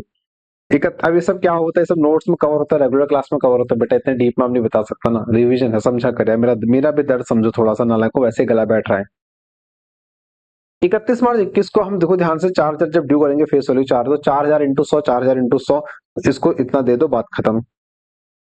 आज 4,000 की चिंता खत्म हो जाएगी, जितने की चिंता खत्म होगी उतनी चिंता कहाँ से रहेगी, जनरल रिजर्व में तो 4,000 इंटू 100 और उसका प्रोपोर्शनेट आपने चिंता खत्म कर दी, 10% इसका प्रोपोर्शन कितना है, 4 लाख का 10%, 40,000, 40,000 की चिंता यहाँ पे खत्म हो जाएगी, ठीक है। 31/22 को आपने आउटस्टैंडिंग कितने थे, 16,000 आउटस्टैंडिंग है, ठीक है।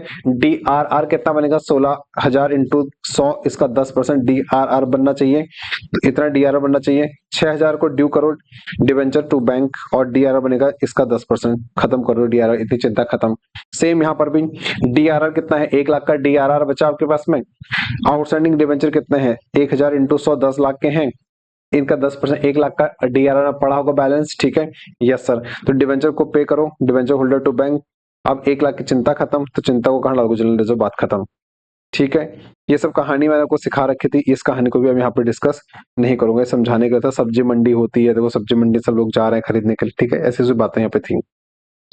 Redemption of debenture by purchase in open market for immediate cancellation, आ जाओ इस कॉन्सेप्ट को समझते हैं, इंपॉर्टेंट कॉन्सेप्ट है और इंस्टीट्यूट ने बहुत बार क्वेश्चन यहाँ से पूछा हुआ है, बहुत बार पूछा हुआ है।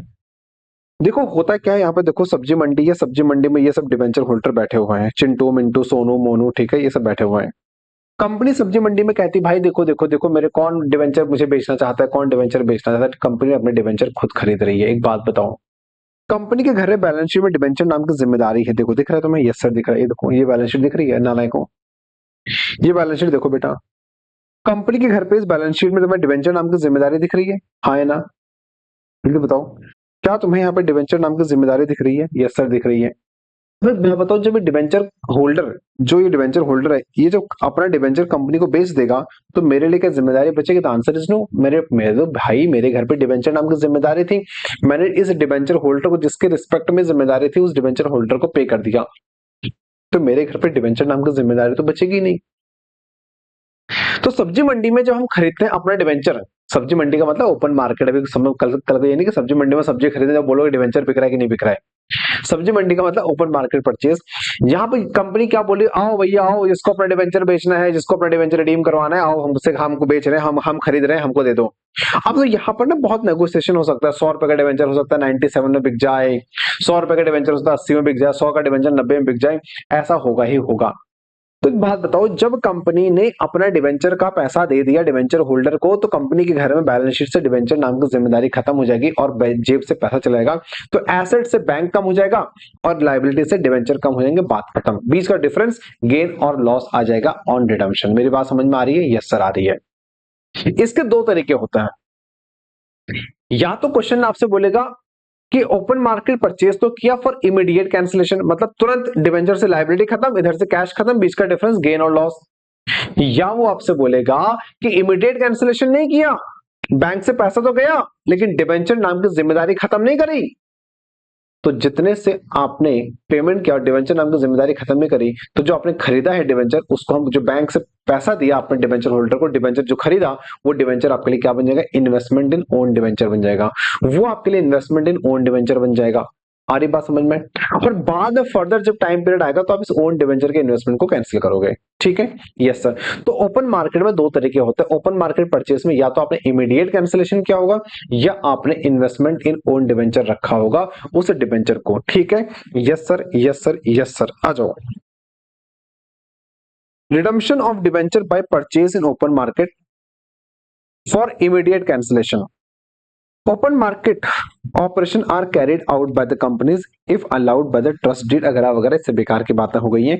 ऐसे पे क्या करोगे आप, in this case companies purchase its own debenture in open market price and save premium liability. Company ऐसा क्यों करती है, तो आपके पास ओवर डिवेंचर हो गया है, ओवर लायबिलिटी क्रिएट हो रही है, या आप जो भविष्य में इंटरेस्ट जाएगा, अगर डिवेंचर होल्डर रहेगा, डिवेंचर बैलेंस शीट में रहेगा, तो भविष्य में ब्याज नाम की जिम्मेदारी तो आएगी ही आएगी ना, ब्याज तो जाएगा ही जाएगा।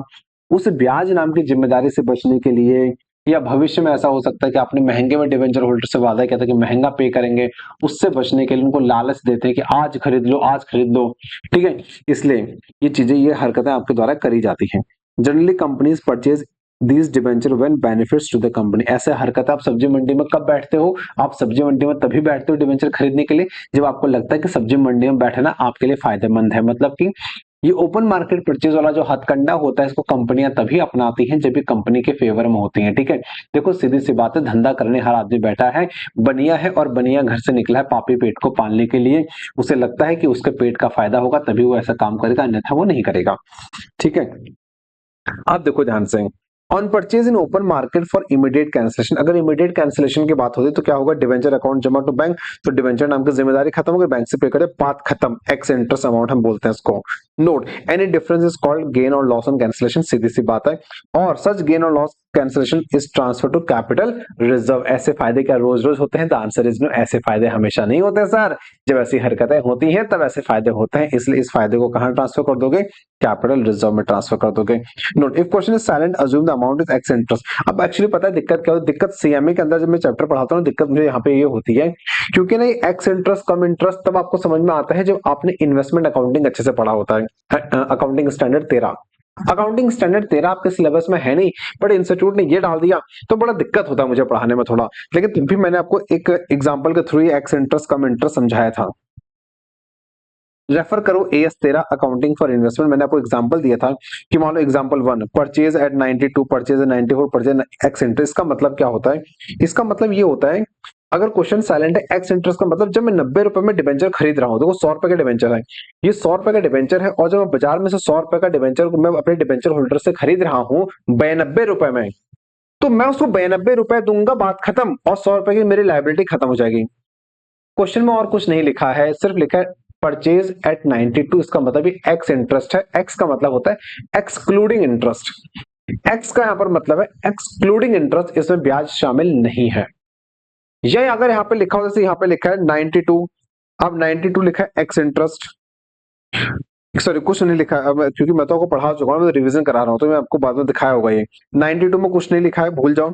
95 में कुछ नहीं लिखा है, भूल जाओ। 94 में लिखा है कम इंटरेस्ट, 94 में लिखा है कम इंटरेस्ट। एक बात बताओ, उसने 3 प्राइस दिए क्वेश्चन में आपको कि purchase as 92, purchase as 94, purchase as 95।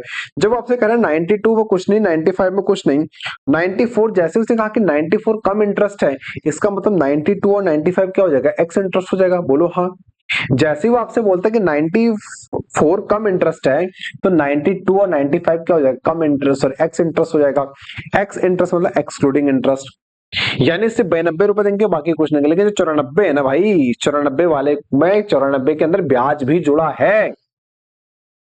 94 के अंदर ब्याज भी जुड़ा है, मतलब कि ध्यान से मेरी बात सुनो, जब 92, 94, 95 है, ये तो दिए जा रहे हैं, इसमें ब्याज शामिल नहीं है, ब्याज अलग से कैलकुलेट होगा, ब्याज अलग से कैलकुलेट होगा, अलग से मिलेगा। अच्छी बात, क्योंकि जिस दिन आप रिडीम कर रहे हैं उस दिन तक का ब्याज पे करते हो। यही पढ़ा था? यस सर, यही पढ़ा था।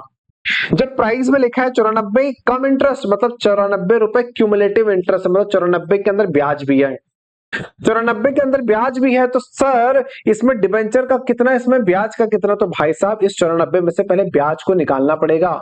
जब ब्याज निकलेगा ना, तो फिर ब्याज को बाहर करो, तो ब्याज की एंट्री इंटरेस्ट में डालोगे, और जो बचेगा डिफरेंस 94 माइनस ब्याज, वो डिबेंचर का पार्ट बनेगा। आ रही बात समझ में? इसीलिए मैंने कहा था इसके लिए आपको इन्वेस्टमेंट अकाउंटिंग अच्छे से आना चाहिए, और मैंने आपको सब सिखाया भी था, कोई दिक्कत नहीं है।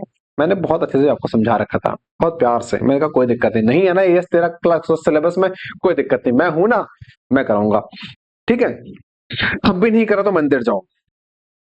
एग्जाम्पल 3, परचेज करेंगे एट 92 एक्स इंटरेस्ट। आप बताओ, जो क्वेश्चन में लिए लिखा है परचेज करेंगे 92 एक्स इंटरेस्ट, एक प्राइस उसने आपको एक्स इंटरेस्ट दिया, तो इसका मतलब बाकी 2 प्राइस क्या है? कम इंटरेस्ट है, सीधी सी बात है।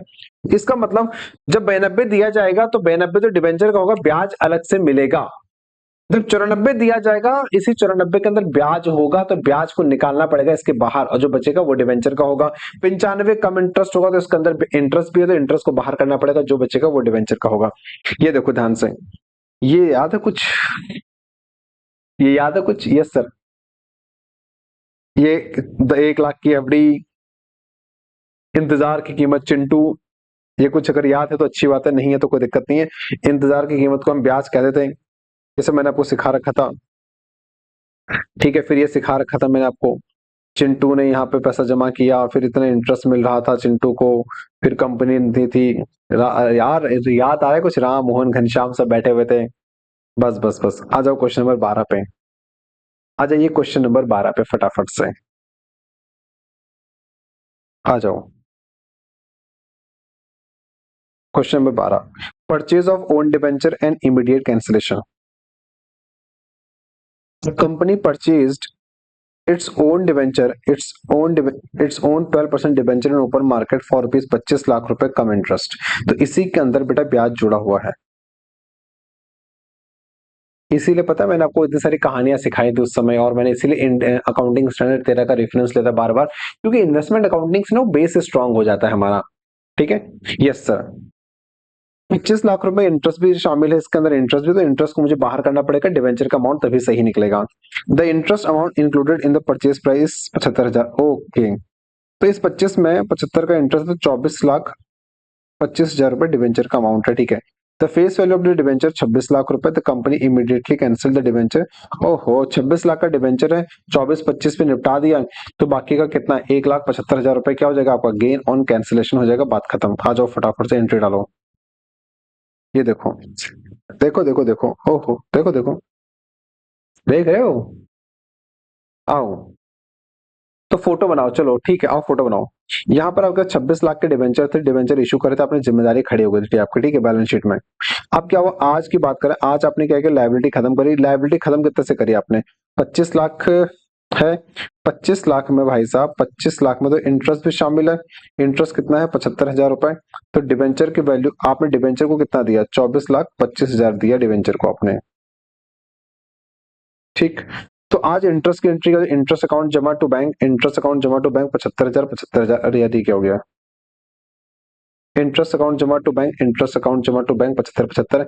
डिवेंचर को रिडीम करा आपने, ठीक है, 12% डिवेंचर 26 लाख के थे, ठीक है, टू बैंक 24-25 में निपटा दिया आपने, हाँ है ना, बस 24-25 में निपटा दिया आपने, तो बीच का डिफरेंस क्या, gain on cancellation.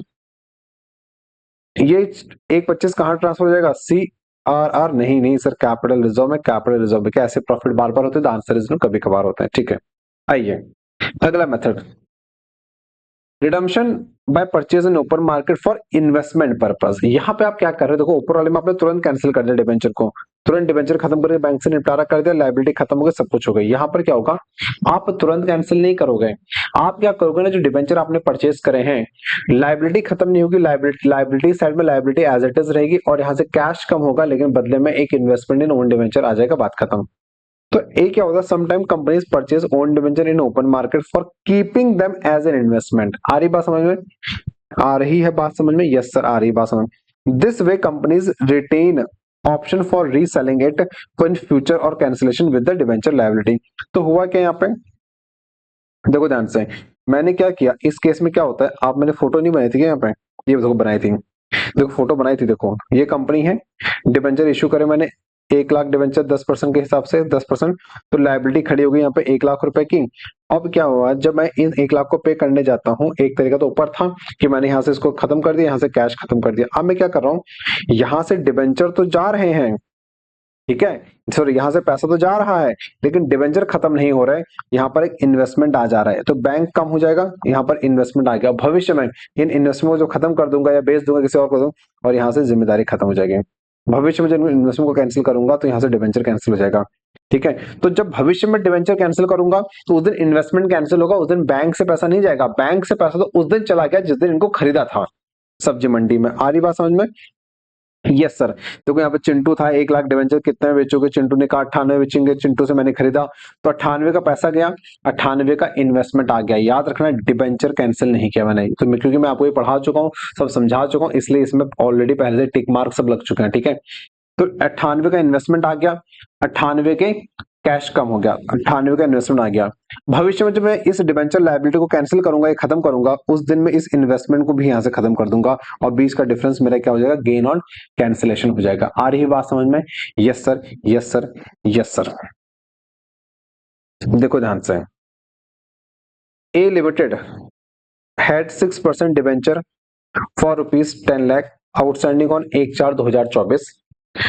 A limited purchase the following as an investment. देखो कैसे, 1000 डिवेंचर 1/5/24 को मैंने 1000 डिवेंचर खरीदे एट 98 एक्स इंटरेस्ट। देखो मेरे पास 10 लाख रुपए के डिवेंचर थे, मेरे पास 10 लाख रुपए के डिवेंचर थे, फेस वैल्यू नहीं पता तो मैं मान के चलूंगा ऑफ ₹100 ईच।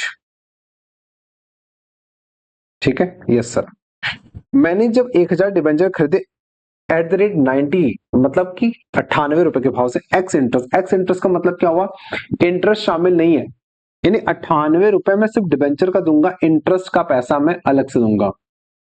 98 रुपए में सिर्फ डिवेंचर का दूंगा, मैं इंटरेस्ट का पैसा अलग से दूंगा। 31/7/24 को 31/7/24 को मैंने 2000 डिवेंचर खरीदे 96 कम इंटरेस्ट। 31/7/26 को मैंने 2000 डिवेंचर खरीदे 96 कम इंटरेस्ट, मतलब इस 96 के अंदर बेटा इंटरेस्ट अमाउंट भी शामिल है। जब मैं 96 दे रहा हूं, इसी के अंदर ब्याज जोड़ा हुआ है, तो ब्याज इसके अंदर से बाहर निकालना पड़ेगा। पता चलेगा कि मैं डिबेंचर के बदले कितना दे रहा हूं, मैं ब्याज के बदले कितना दे रहा हूं। ऊपर क्या था 98, 98 सिर्फ डिबेंचर के बदले में दे रहा हूं, इसमें ब्याज नहीं जोड़ा है, ब्याज अलग से दूंगा। लेकिन जब मैं 96 दे रहा हूं, इसके अंदर ब्याज है, तो इसमें से मैं ब्याज को बाहर निकालूंगा, तो ब्याज के बदले कितना दे रहा हूं और डिबेंचर के बदले कितना दे रहा हूं तब निकालना पड़ेगा। आ रही बात समझ में? Yes sir. 31/12/24 को मैं 1500 डिबेंचर खरीद रहा हूं at the rate 93 come interest. Come interest का मतलब है इसी के अंदर इंटरेस्ट जुड़ा हुआ है, तो इसी 93 में इंटरेस्ट जुड़ा हुआ है, तो मुझे इस 93 के अंदर से पहले इंटरेस्ट को बाहर निकालना पड़ेगा। ठीक है, यस सर। तब पता चलेगा कि मैं इंटरेस्ट के बदले कितना दे रहा हूं और मैं डिबेंचर के बदले कितना दे रहा हूं। Interest due on 30 June and 31/12 every year. जो इंटरेस्ट ड्यू हो रहा है आपका, वो 30 जून को इंटरेस्ट ड्यू होता है और 31 दिसंबर को हर साल इंटरेस्ट ड्यू होता है। Assume calendar year as accounting period, pass general entry. तो जो आपका कैलेंडर ईयर है वही आपका अकाउंटिंग ईयर है, फटाफट से जनरल एंट्री पास करिए, ये क्वेश्चन आपसे बोल रहा है। आओ हाँ, ये फटाफट देखो ध्यान से, ये फोटो मैंने आपको बना के समझाई थी, कितने अच्छे से पढ़ा था तुम लोगों ने, नालायक वो सब भूल जाते हो। 1/4/24 को आपके पास में 10 लाख रुपए के डिवेंचर आउटस्टैंडिंग थे। 1/5/24 को आपने 1000 डिवेंचर खरीदे, एक्स इंटरेस्ट इन्वेस्टमेंट हो गया, investment in own debenture to bank 98 ex interest है। तो आपको इनको आखिरी ब्याज कब मिला होगा? 31 मार्च को मिला, सॉरी 30 जून को मिला होगा ना, हाँ 30 जून को मिला होगा। 30 जून 31/12 तो 30/12 को मिला होगा। तो जनवरी फरवरी मार्च अप्रैल 1/5 अप्रैल 4 महीने का ब्याज, तो इसका 4 महीने का ब्याज आपको पे करना पड़ेगा। देखो इसको आखिरी ब्याज कब मिलेगा? 31 दिसंबर को, तो 4 महीने का ब्याज पे करोगे तो ब्याज अलग से पे होगा क्योंकि 98 एक्स इंटरेस्ट है। फिर आगे चलो, चलते जाओ रुकना आपका काम नहीं, चलते चलते कौन मिला? 30/6 मिला, 30/6 मिला। 30/6 क्या है? 30/6 इंटरेस्ट डेट है, इस दिन आप इंटरेस्ट पे करोगे, इस दिन आप इंटरेस्ट पे करोगे जितने डिवेंचर आज के दिन आउटस्टैंडिंग होंगे। सर 10 लाख रुपए के थे, 1000 डिवेंचर चले गए, इंटू 100 कर दीजिए, तो जो बाकी बचे होंगे उन पर आप इंटरेस्ट आज पे करोगे। ठीक है, यस सर। फिर चलते जाओ 30/7 मिला, 31/7 को 2000 डिवेंचर वापस आपने इन्वेस्टमेंट के तौर पे खरीद लिए, 96 कम इंटरेस्ट। अब देखो ध्यान से, इन इनको आखिरी ब्याज कब मिला होगा? 31/7 वालों को इनको आखिरी ब्याज कब मिला होगा? 30 जून को मिला होगा। तो अभी 1 महीने का ब्याज इनका बाकी है, जिस दिन आप इनको रिडीम कर रहे हो, रिडेम्पशन का मतलब इनसे खरीद रहे हो, पेमेंट ही तो कर रहे हो ना इनको, तो ये तो खत्म हो जाएंगे ना, ये डिवेंचर होल्डर दोबारा अपनी शकल दिखाएगा नहीं। तो जिस दिन इनको आप रिडीम कर रहे हो बाय ओपन मार्केट परचेज, उस दिन तक का ब्याज, आज तक का इसका ब्याज भी तो पे करना पड़ेगा ना बेटा इसको, तो इसका ब्याज यहां तक का आपको पे करना पड़ेगा। तो इसको आखिरी ब्याज कब मिला था? इसको आखिरी ब्याज 1 महीने पहले मिला था, 1 महीने का ब्याज पे करोगे। सर मैंने कहा हाँ सर, इसका जो 96 है इसी के अंदर 1 महीने का ब्याज जोड़ा हुआ है। ओहो, तो बेटा पहले इसका 1 महीने का ब्याज निकालो, फिर उसको इस 96 में से हटाओ, तब पता चलेगा कि आपने एक्चुअल में डिबेंचर के लिए कितना पे कर रखा है। ठीक है, फिर चलते जाओ 31/12 आया, 31/12 को 1500 डिबेंचर है, 93 कम इंटरेस्ट, हाँ इनको आखिरी ब्याज कब मिला था सर? 6 महीने पहले। तो 6 महीने का ब्याज निकालो और उस 93 में से उस ब्याज को बाहर करिए, तब पता चलेगा कितना पैसा देना है। और 31/12 को जो रिमेनिंग डिबेंचर है उनका इंटरेस्ट पे कर दीजिए। तो ये प्रॉपर एक इन्वेस्टमेंट अकाउंटिंग का क्वेश्चन है, ठीक है। ये प्रॉपर इन्वेस्टमेंट अकाउंटिंग का क्वेश्चन है, जो कि मैंने आपको समझाने के लिए यहाँ पर एग्जाम्पल लिया था, ताकि आपका ये बेस जो investment in own debenture investment वाला पार्ट है, ये बेस स्ट्रांग हो सके, ठीक है। Yes sir. 1/5/24 को आपने डिबेंचर खरीदा एज एन इन्वेस्टमेंट, तो इन्वेस्टमेंट आया तो इन्वेस्टमेंट अकाउंट जमा, बस नाम क्या हो जाएगा? Investment in own debenture. Investment in shares लिखते थे, इन्वेस्टमेंट इन डिबेंचर लिखते थे, तो investment in own debenture account जमा। आपकी जेब से पैसा कितना गया? 98 गया। आपके घर से पैसा, सॉरी 98 का इन्वेस्टमेंट है, बैंक से कितना दिया आपने? 1 लाख रुपए दिया। बीच का डिफरेंस क्या है? 2000 का इंटरेस्ट आपने निकाला। इंटरेस्ट कैसे निकालेंगे? 1000, सॉरी 1 लाख, 1000 इंटू 100, 1 लाख का 6%। आखिरी ब्याज कब मिला था आपको? 31/12 को। तो 4 महीने का ब्याज आपका ड्यू था, तो 4 महीने का ब्याज 2000। तो आज के दिन आपको हम कितना पे करेंगे? 98,000 रुपए डिवेंचर का, 2000 ब्याज का, टोटल 1 लाख रुपए आपको आज पे कर देंगे, ठीक है सर? यस सर, ठीक है। 30/6 अगली डेट इंटरेस्ट इन डिवेंचर आया, लेकिन याद रखना इंटरेस्ट ऑन डिवेंचर में से, ध्यान से मेरी बात समझना, ध्यान से मेरी बात समझना, मैंने फोटो बना के सिखाया था तुम्हें। तुम्हारे पास 10 लाख रुपए के डिवेंचर थे 1/4 को। इस 10 लाख रुपए में से 1000 इंटू 100 रुपए, ये तो तुमने खुद खरीद लिए,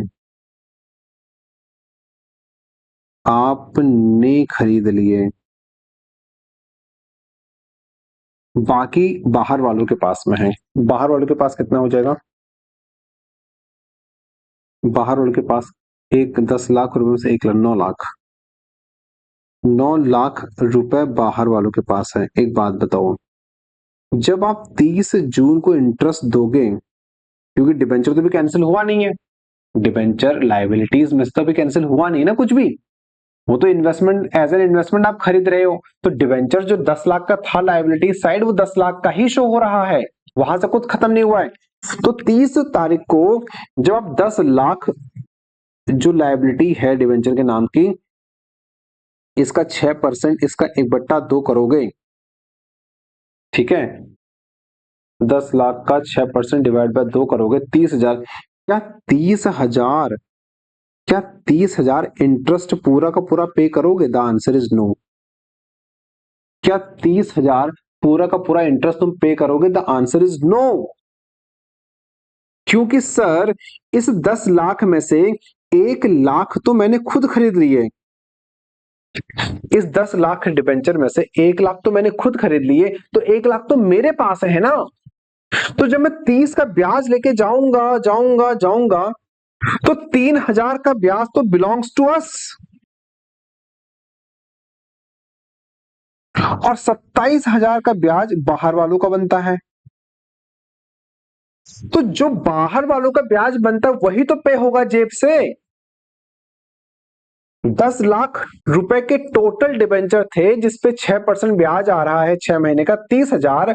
लेकिन भाई साहब उस 10 लाख में से 1 लाख के डिबेंचर तो मैं खुद खरीद के बैठा हूं एज एन इन्वेस्टमेंट। तो जो 1 लाख के रिस्पेक्ट में 3,000 का ब्याज आ रहा है, वो मेरी जेब से जा कहां रहा है? वो तो मेरे पास ही है। कंपनी का इन्वेस्टमेंट है, कंपनी का डिबेंचर है 1 लाख रुपए का। ध्यान से मेरी बात समझो, इन्वेस्टमेंट 1 लाख कंपनी का, डिबेंचर एक, इसका करस्पॉन्डिंग डिबेंचर 1 लाख का कंपनी का। तो क्या कंपनी का इस 1 लाख के डिबेंचर पे ब्याज जाएगा? The answer is no. क्यों? क्योंकि ये तो मेरे पास ही है। तो ब्याज तो आपका सिर्फ और सिर्फ आउटसाइडर के रिस्पेक्ट में जाएगा, जो अभी बाहर वाले हैं। तो बाहर वाले भी कितने हैं सर? 10 लाख के डिबेंचर थे, 1 लाख के मैंने खुद खरीद लिए, यानी कंपनी ने अपने पास ही रख लिए, तो 9 लाख के डिबेंचर अभी भी बाहर वालों के पास में है। तो जो 9 लाख रुपए के डिबेंचर बाहर वालों के पास में है, उन्हीं के रिस्पेक्ट में ब्याज जाएगा। तो सिर्फ 27,000 का ब्याज बेटा पे हो रहा होगा, 3,000 का ब्याज बच गया। बताओ क्यों बच गया?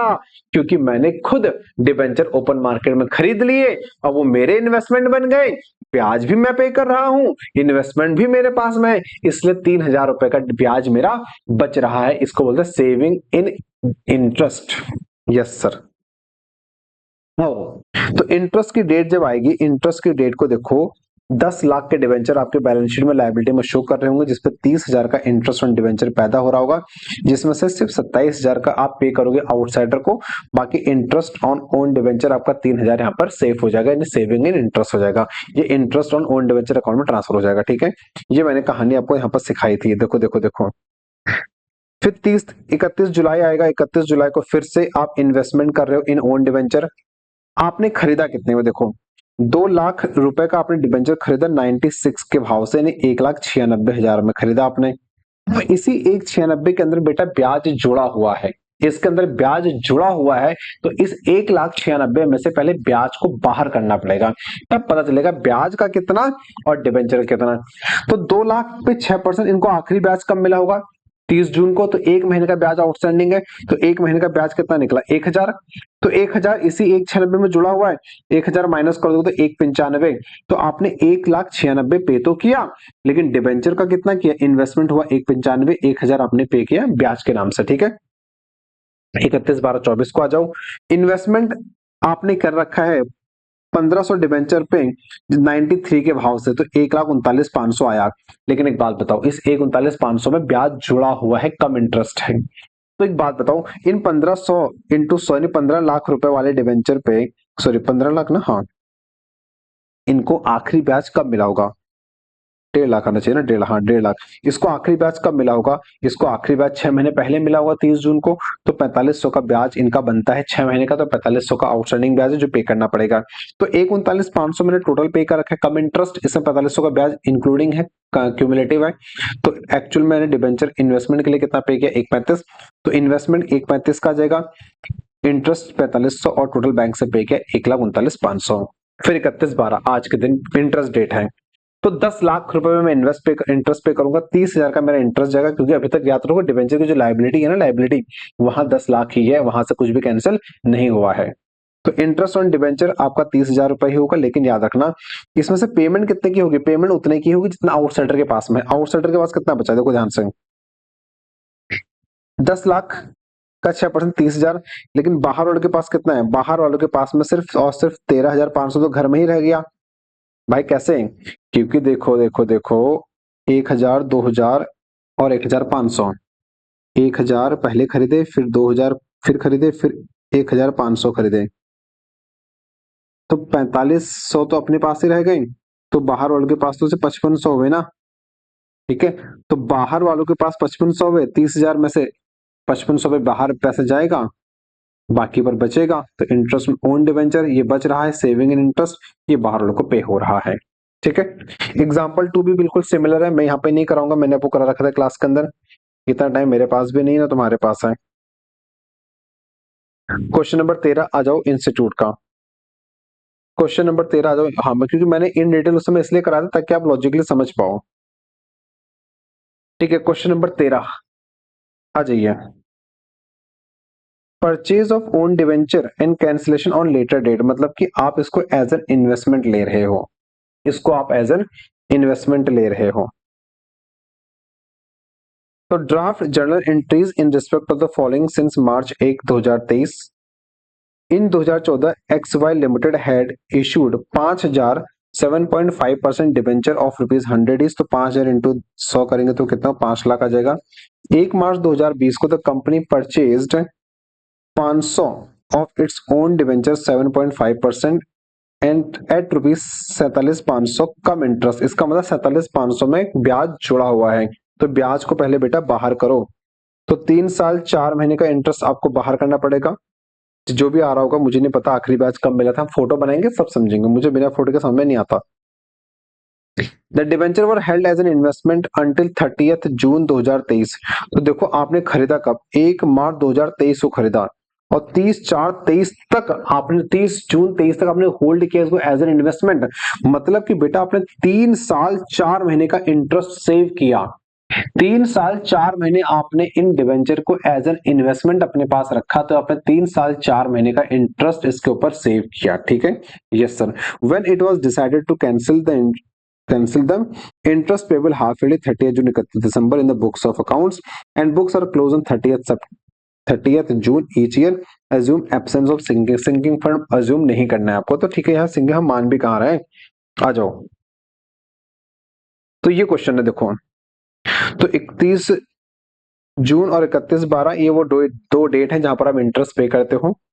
1 March 2023 investment in own debenture account जमा to interest on debenture to bank, तो 500 डिवेंचर, 100 रुपए का एक, 7.5 रुपए का इंटरेस्ट, आखिरी ब्याज कब मिला होगा, 2 महीने पहले मिला होगा। 1 मार्च को आपने खरीदा, इसका मतलब जनवरी फरवरी, तो 31 दिसंबर को ब्याज मिलता है, तो 2 महीने का ब्याज आउटस्टैंडिंग रहा होगा, तो 625 का ब्याज है, तो 625 बाहर करो। तो आपने 47,500 टोटल पे कर रखा है बैंक से, जिसमें 625 का ब्याज भी है, तो 625 अगर इंटरेस्ट के नाम पर आपने पे कर रखा है, तो बाकी आपने इन्वेस्टमेंट के नाम पर पे कर रखा है, इन्वेस्टमेंट इन ओन डिवेंचर। 30/6/23 को आप इंटरेस्ट बेटा पे करोगे, इंटरेस्ट ऑन डिवेंचर। अब लेकिन इसमें से बाहर कितना गया, बाहर कितने हैं, देखो 500 तो आपके पास, देखो 50,000 डिवेंचर थे, 50,000 पे इतना ब्याज बनता है, जिसमें से 500 तो आप ही के पास में है, तो आपने सेव किया। 4500 आउटसाइडर के पास में है, तो वो पे करना पड़ेगा। तो जो आउटसाइडर के पास में है वो पे कर दो, और जो आपके पास में है वो सेव हो जाएगा, तो उसको बोल देंगे interest on own debenture.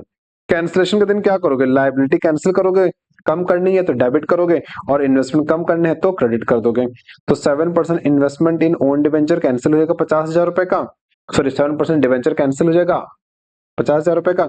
Investment आपके 46,875 रुपए के थे, बीच का डिफरेंस गेन ऑन कैंसिलेशन, बात खत्म। जो गेन ऑन कैंसिलेशन है वो कहां जाएगा, एसपीएल ना ना ना, कहां जाएगा, कैपिटल रिजर्व में। और ठीक है, जो इंटरेस्ट था, इंटरेस्ट का खर्चा एसपीएल टू इंटरेस्ट 18,750, 18,750, ठीक है। Yes sir, yes sir, yes sir. चलो, कॉन्सेप्ट नंबर 6, कॉन्सेप्ट नंबर 6, 2 घुट पानी के पियो, फिर इसका आगे चर्चा करता है। हाँ जी, तो redemption bye conversion, redemption bye conversion में कुछ भी नहीं होता है, यहाँ पे डिबेंचर होल्डर के पास में अधिकार होता है कि वो अपने डिबेंचर्स को कन्वर्ट करा सकता है in form of equity share, preference share है, न्यू डिबेंचर। या तो मैं, मेरे पास 1,000 डिबेंचर थे, 100 रुपए का एक था, तो इतने अमाउंट का या तो मैं इक्विटी शेयर्स ले लूं, इतने अमाउंट के प्रेफरेंस शेयर ले लूं, या इतने अमाउंट्स के मैं नए रेट वाले, नए परसेंटेज या नए इंटरेस्ट वाले डिबेंचर ले लूं। तो यहाँ पर कुछ भी नहीं होता, चुपचाप बहुत ही सिंपल सा मुद्दा होता है, पुराने डिबेंचर चले गए, नया डिबेंचर होल्डर को जिम्मेदारी खड़ी हो जाएगी, बीच का difference premium on redemption, interest on, जिस दिन रिडीम कर रहे हैं उस दिन तक का ब्याज पे करेंगे, तो interest on debenture to bank. Debenture holder को हम क्या देंगे, डिबेंचर होल्डर नाम की जिम्मेदारी, उस जिम्मेदारी को खत्म करेंगे, बदले में क्या देंगे, तो इक्विटी शेयर कैपिटल देंगे, प्रेफरेंस शेयर कैपिटल देंगे, और अगर नया डिबेंचर, नया इक्विटी देंगे, तो सिक्योरिटीज प्रीमियम यहाँ पर बैलेंसिंग फिगर आते हुए चलेगा। नंबर ऑफ डिबेंचर या share allotted shall be calculated as follows, तो जितना अमाउंट ड्यू था ऑन रिडम्पशन डिवाइड करेंगे इशू प्राइस से, तो आपके नंबर ऑफ डिबेंचर निकल जाएंगे। तो क्वेश्चन नंबर 11 इसी के बेस पे है, देखो ध्यान से फटाफट इधर। क्वेश्चन नंबर 11, ये देखो, conversion. B limited issued a notice to its intention to redeem the outstanding debenture of 12 lakh 8% debenture at 102% and offer the holder to option. क्या ऑप्शन था कि 6% क्यूमुलेटिव प्रेफरेंस शेयर ले लीजिए 20 रुपए वाले 22 के भाव से, और 10% डिबेंचर ले लीजिए 100 रुपए वाले 96 के भाव से। 4,80,000 रुपए वाले होल्डर्स ने एक्सेप्ट किया प्रपोजल, और 7,20,000 वालों ने, debenture holder accepted the proposal to, तो एक ने ये लिया और बाकी ने ये लिया, जर्नल एंट्री पास करो। बताओ, बच्चों वाला क्वेश्चन है, यस सर, आ जाओ। तो डिबेंचर होल्डर चले गए आपके कितने, 12 लाख के। डिबेंचर होल्डर को आपने 102% पे ऑफर दिया कि 102 पर हम रिडीम करेंगे, तो हम देंगे कितना, 12 लाख के बदले 12,24 देंगे, तो 20 का 24 का जगह प्रीमियम रिडम्पशन। अब इस 12 लाख में ना, जो 480 है उन्होंने क्या लिया, प्रेफरेंस शेयर कैपिटल लिया, और जो 720 है उन्होंने 10% डिबेंचर नए वाले लिए। तो एक बात बताओ, तो डिबेंचर होल्डर जो है 480 वाले, उसका फेस वैल्यू कितना, 480, 102 निकालोगे तो कितना आएगा, 4,89,600। 4,89,600 का इनको डिबेंचर होल्डर को हमको पे करना है, लेकिन प्रीफरेंस शेयर देना है, तो 4,89,600 बटा 22, 22.5, तो 21,760 रुपए के हमको प्रीफरेंस शेयर देना है, तो 20 रुपए फेस वैल्यू है, बाकी का 2 रुपए 50 पैसे क्या हो जाएगा, प्रीमियम हो जाएगा। तो एंट्री क्या हो जाएगी, debenture holder 4,89,600 to securities premium 54,400 to preference share capital 435, ठीक है। अब ऐसे ही 720 वाले, 720 वाले को 102% देंगे, 734,400 आएगा, डिवाइड बाय 96 के भाव से 7650 नंबर ऑफ डिबेंचर आएंगे, 100 रुपए का फेस वैल्यू है, और 4 रुपए डिस्काउंट पे इशू हो रहा है, तो डिबेंचर होल्डर 734,400, यहाँ तो फेस वैल्यू पूरी जाएगी 765, बीच का डिफरेंस 30,600 यहाँ पर आ जाएगा डिस्काउंट, ठीक है। Yes sir. इसके बाद आपका बचता है सिंकिंग फंड या डीआरआर, और सिंकिंग फंड में सोच रहा हूँ ना अलग से ले आऊंगा। बताओ क्या बोलते हो, सिंकिंग फंड अलग से करा दूं? सिंकिंग फंड अलग से करा देता हूँ, है ना। चलो, सिंकिंग फंड का ना, सिंकिंग फंड में अलग से ले आऊंगा। सिंकिंग फंड का रिवीजन जो होगा मैं डिवेंचर का अलग से ले आऊंगा, ठीक है। इसको मैं अलग वीडियो में कवर कर लूंगा मुश्किल से, क्योंकि ये थोड़ा लंबा भी पड़ेगा, 10-15 मिनट अलग से लगने पड़ेंगे इसमें। तो सिंकिंग फंड को हम लोग अलग से कर लेंगे, ठीक है। तब तक आप बाइक कन्वर्जन यानी यहाँ तक के सारे रिवीजन करिए। यहाँ तक जितना भी डिवेंचर मैंने आपको पढ़ाया यहाँ तक का रिवीजन करिए। इसके अलावा सिंकिंग फंड को छोड़ दीजिएगा, सिंकिंग फंड को मैं आखिरी में अलग से करा दूंगा, ठीक है। चलिए, यहाँ तक जुड़े रहने के लिए, यहाँ तक वीडियो को देखने के लिए, अंत तक मेरे साथ रहने के लिए आपका बहुत बहुत धन्यवाद। अगर आपको जरा सा भी वीडियो लेक्चर से हेल्प मिल रही है, आपका रिवीजन थोड़ा सा स्मूथ हो रहा है, तो अपने दोस्तों के साथ शेयर करना मत भूलिएगा। पहली बार अगर चैनल पे आ गए हो तो सब्सक्राइब करना बिल्कुल भी मत भूलिएगा, ठीक है। चलिए, और इसी के साथ अगर मैं बोलूँ छोटा, अगर मैं आपसे बोलूँ मोटा मोटा ना, हमारा जो ग्रुप 2 का कॉर्पोरेट अकाउंटिंग था उसके सारे चैप्टर मैंने आपको डाल दिया, ठीक है। डिवेंचर आखिरी था और डिवेंचर भी मैंने डाल दिया है, सिर्फ सिंकिंग फंड मेरा बचा हुआ है। सिंकिंग फंड में अलग से एक वीडियो लाके अप्लाई करा दूंगा। बस यहाँ तक अच्छे से पढ़िए, सारे चैप्टर के रिवीजन आपके पास डले हुए हैं, आपको कुछ नहीं करना। जो मेरे रेगुलर क्लास में नोट्स आपके थे उन्हीं नोट्स को ओपन करिए, रिवीजन लेक्चर ओपन करिए, आपको 10 मिनट के अंदर सारा का सारा रिवाइज हो जाएगा। फिर अपने क्वेश्चन की प्रैक्टिस करिए। ऑल मैंने सारे रिवीजन लेक्चर के अंदर साथ साथ में क्वेश्चन भी रिवाइज करा रखे हैं। बस एक बार आप रिवीजन लेक्चर देख लीजिए, फिर 2-3 बार आप खुद से प्रैक्टिस कर लीजिए, फिर देखिए कोई भी एग्जाम आपके लिए टफ नहीं होगा। और बस ऐसे रिवाइज करो, बस ऐसे पढ़ लो ना, बस ये आखिरी बार है, ठीक है। ये सोच के पढ़िए कि अब ये आखिरी है, इसके बाद नहीं पढ़ना पड़ेगा, बस इसके बाद पढ़ना ही नहीं पड़ेगा यार, बस ऐसे मेहनत करिए, फिर देखिए कितना मजा आता है पढ़ने में, ठीक है। चलिए, फिर से एक बार आपका धन्यवाद धन्यवाद धन्यवाद। हम लास्ट में मिलेंगे आपसे, बस एक सिंकिंग फंड बचा है उसको मैं लेते आऊंगा, ठीक है। चलिए, अच्छे से पढ़िए, मन लगा के पढ़िए।